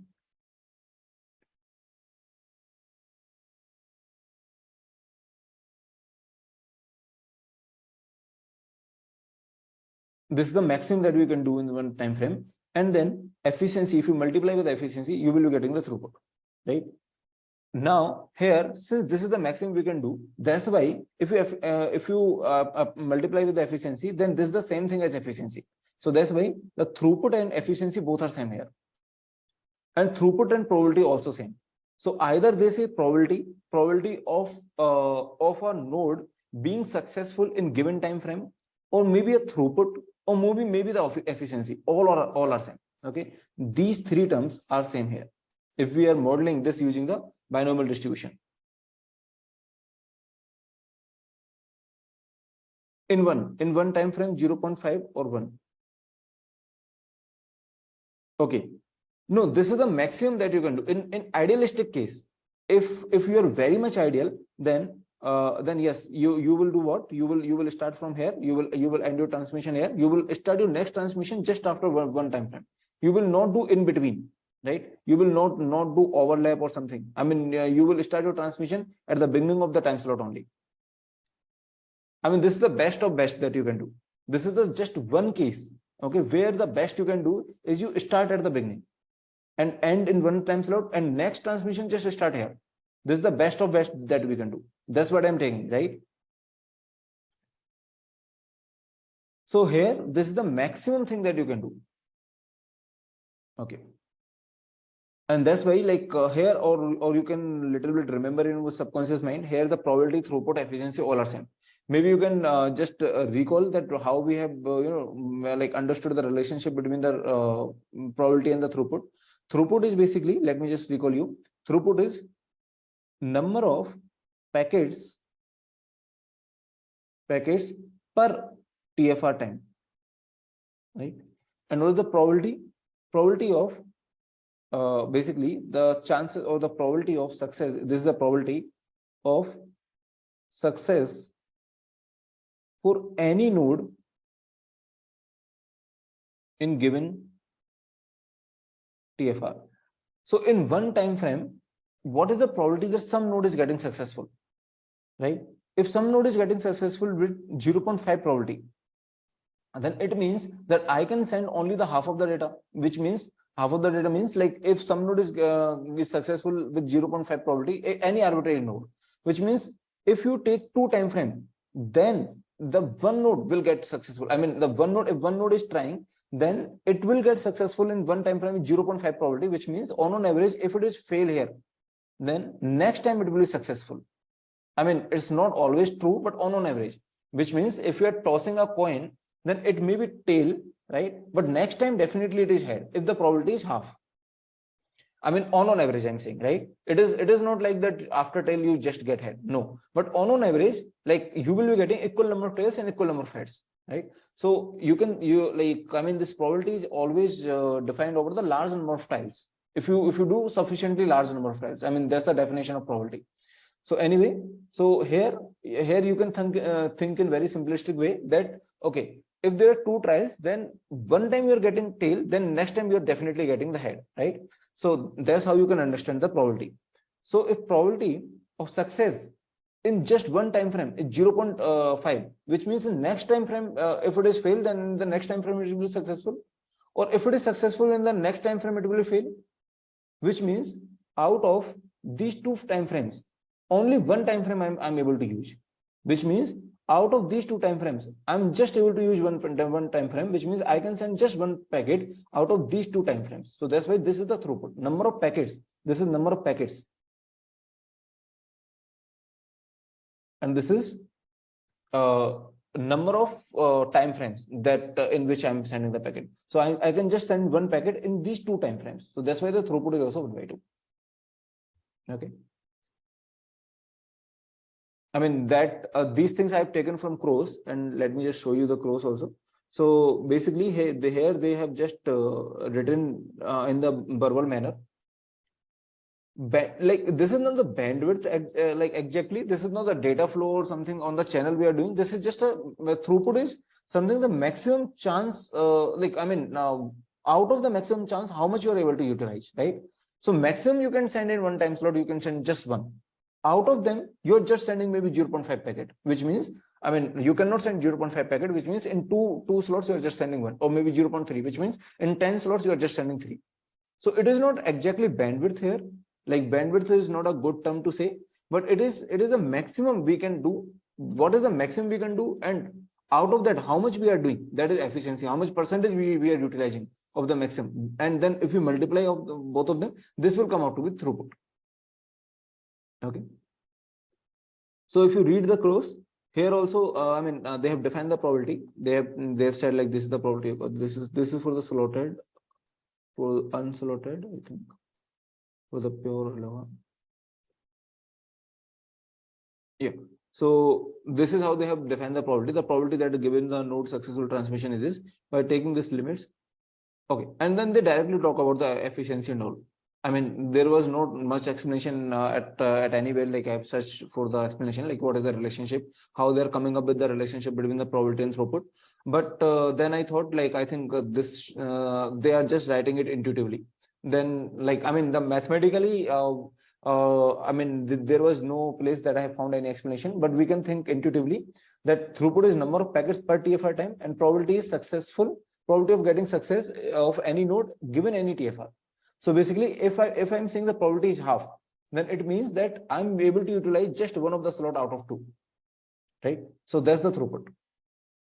Okay, and this is not the bandwidth. This is something maximum that we can do, out of which how much I'm efficiently utilizing, that is a throughput, right?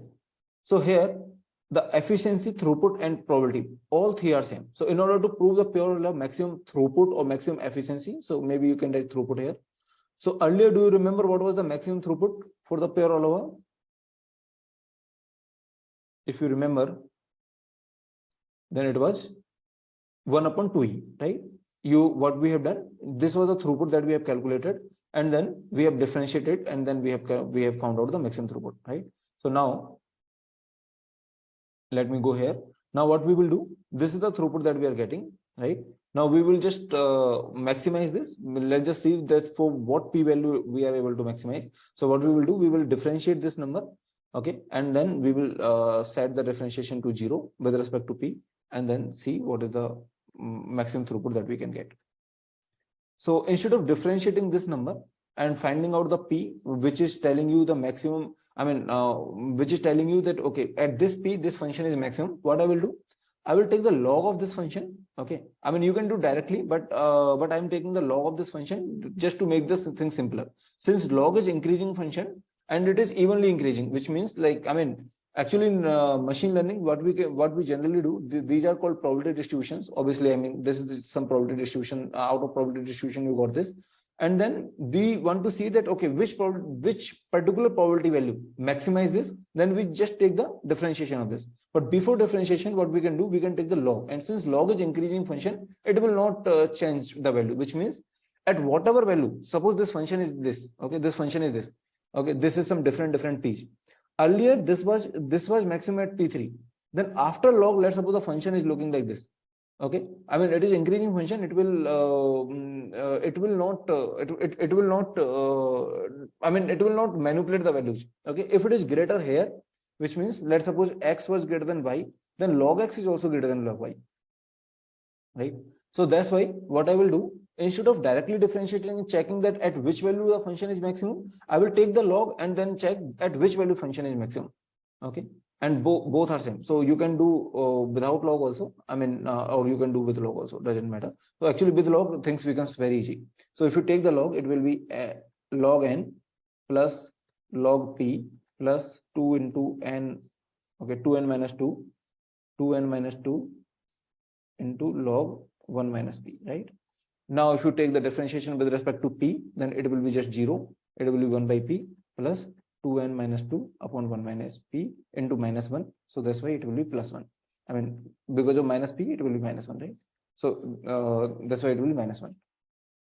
That will be just 0. So from here, you can find out the p. 1 minus p minus p into 2n minus 2 equal to 0. So you can take p common, and I think the p value is coming out to be, okay, 1 upon 2n minus 1. Okay, you can find out this value. Now, very easily you can find out the p.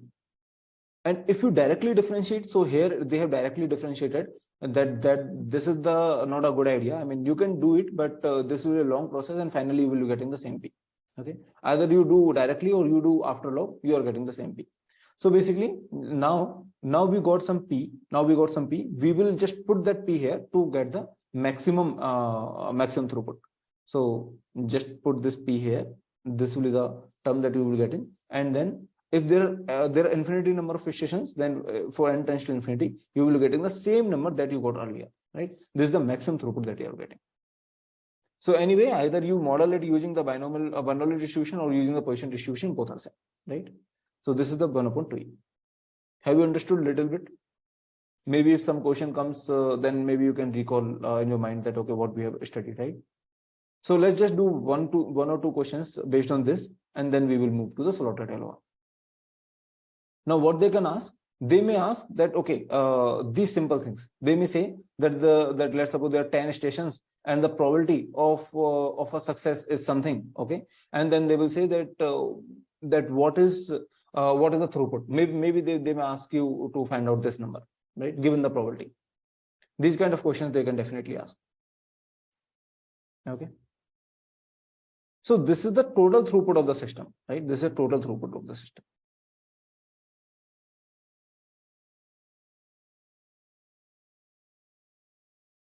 If you ask me throughput of just one node, then you need to divide by n.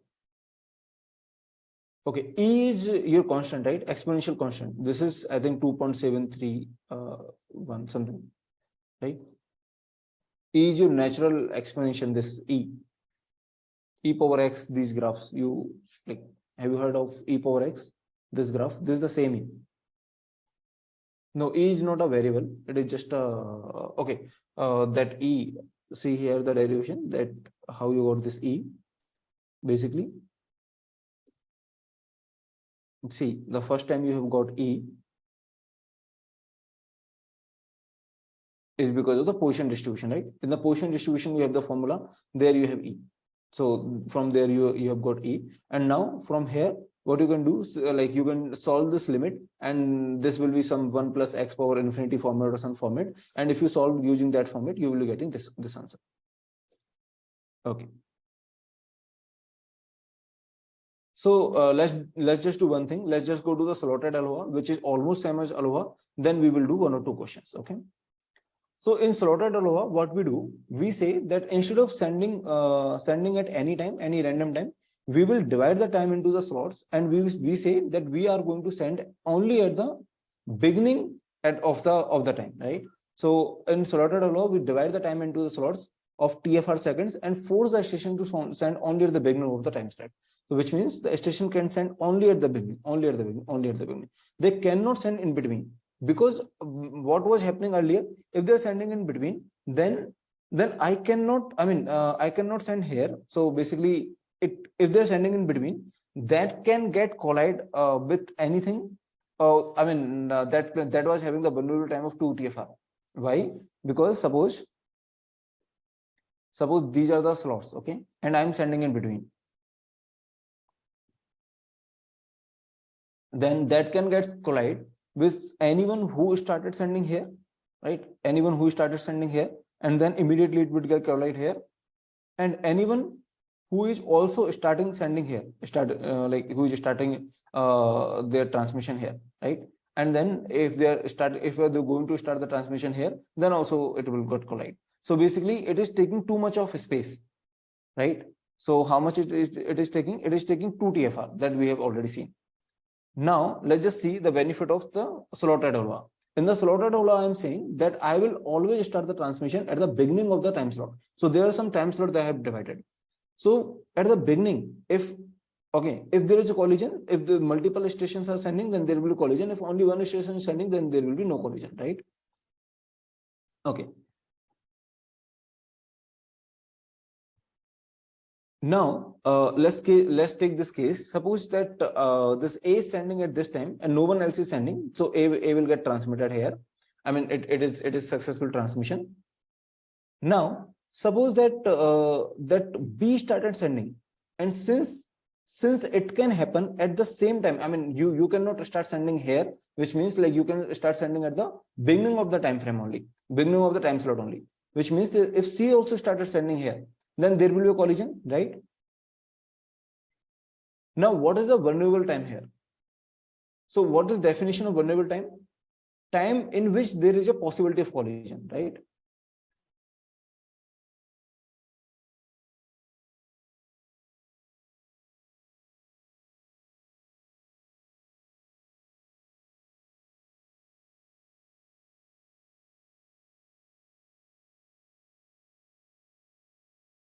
Okay. So what is vulnerable time here?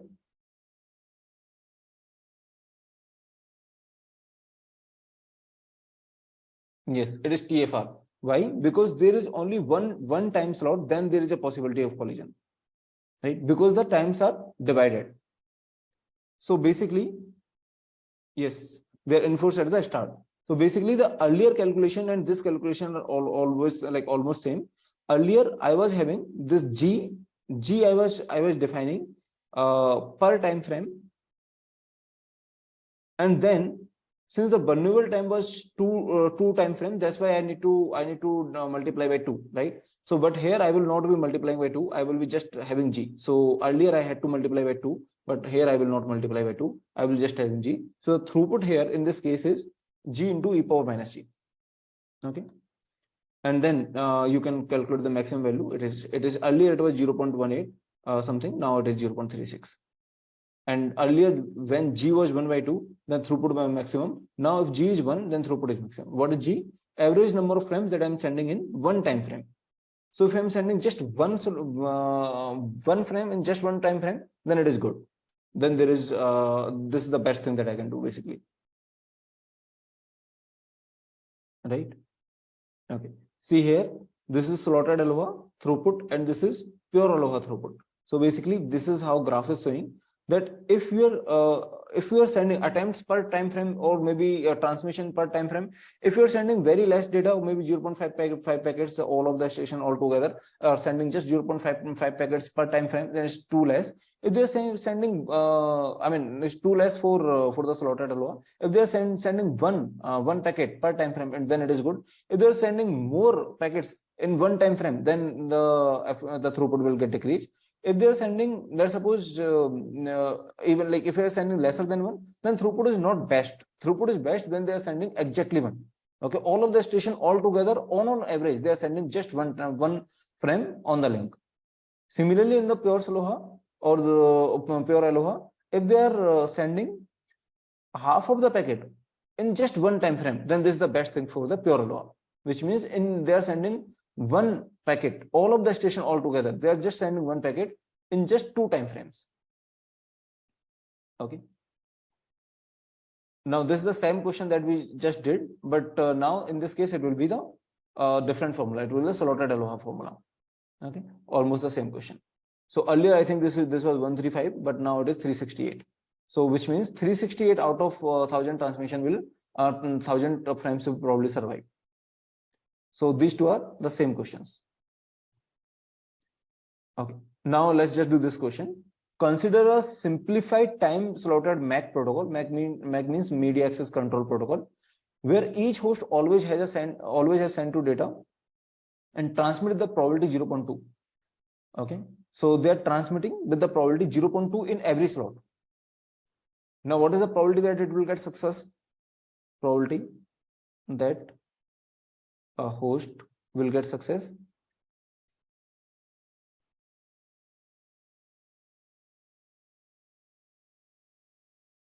It is, if there are n hosts, then nc1 into 0.2, it should transmit in that particular slot, and all others should not transmit, right? Something like this.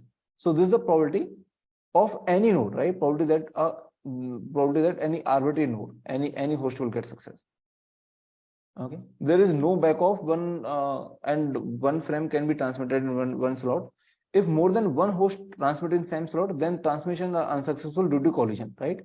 What is the maximum number of hosts which this protocol can support if the host has to provide a minimum throughput of 0.16 frames per host per time slot? So basically they are saying that the throughput is 0.16. Then what you should do? So this is the throughput, right? Now let me write here. Throughput is 0.16.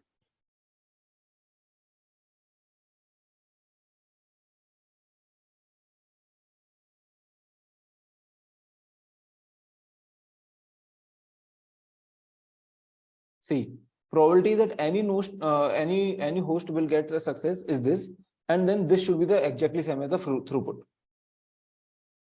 Sorry, this is 1 minus 0.2, right? This is 0.8.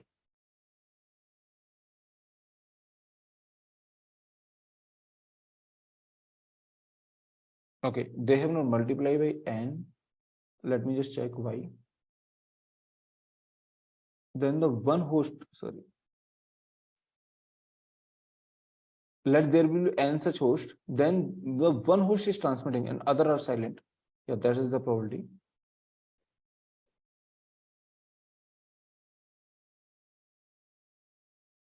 what is the maximum number of hosts which this protocol can support? Just a second. So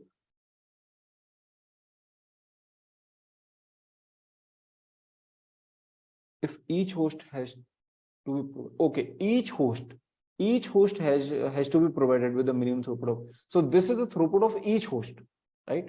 So throughput of n host will be, so this is the throughput of n host. I mean the combined throughput, like the total throughput. Okay, total throughput of the system. This is the total throughput of the system. This one. So if each host is having this much throughput, just a second. So if each host is having this much throughput, then what is the total throughput of n host?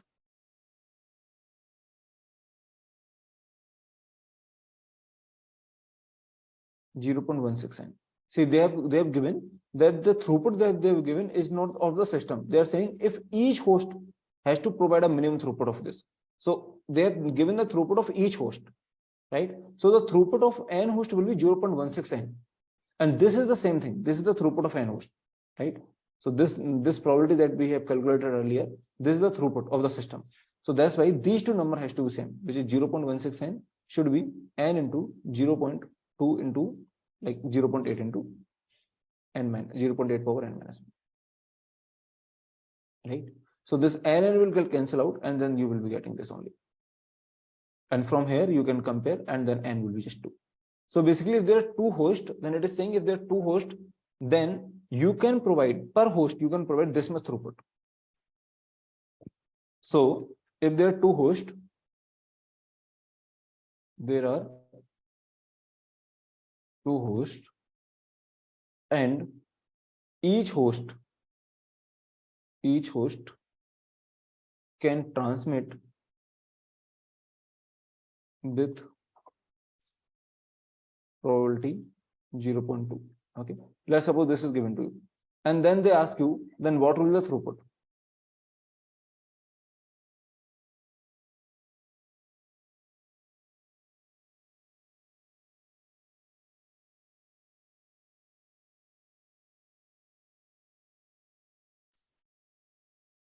Then what will you answer?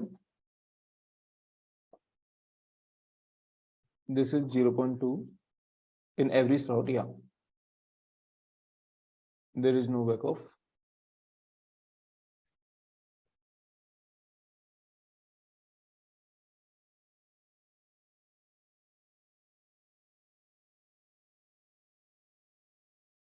See, you need to check the probability of success, right?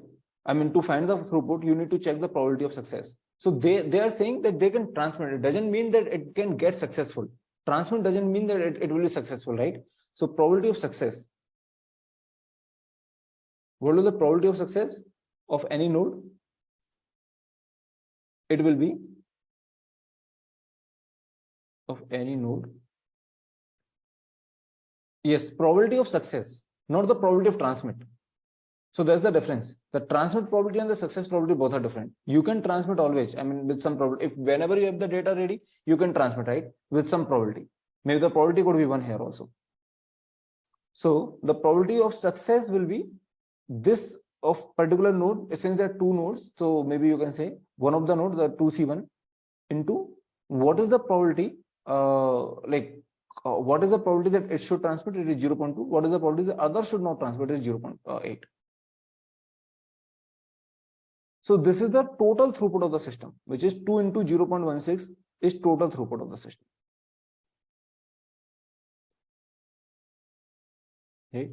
If they're asking just for single station, then you can divide by 2 number of station. Then it will be 0.16. So this is the that's what they have given. They are saying that it transmits with the probability 0.2. It doesn't mean that it will also get successful. You need to check for the throughput. You need to check what is the probability of success. Okay. So let's do one thing. Let's maybe we will continue tomorrow with the new topic. which will be, if you have, okay, before that, if you have understood this particular topic, then it is good. Like we have talked little more detail that might be necessary to understand the like some of the formula. But if you have not understood, then also it is okay. I mean, you can directly remember the formula. That's what most of the aspirants just do. And anyway, at the end, we should remember the formula also, because the if you directly apply the formula, then also you can solve the question in the exam. And like why we have gone through all of the process, because if somewhere they have little twist the question, then also you should be able to understand. Okay. Okay. So computer organization classes, I'm not 100% sure at what time it is. So we will just communicate over Telegram. Okay. So thank you, everyone. Okay. Okay. Great. Thank you. Take care. Bye-bye. Bye.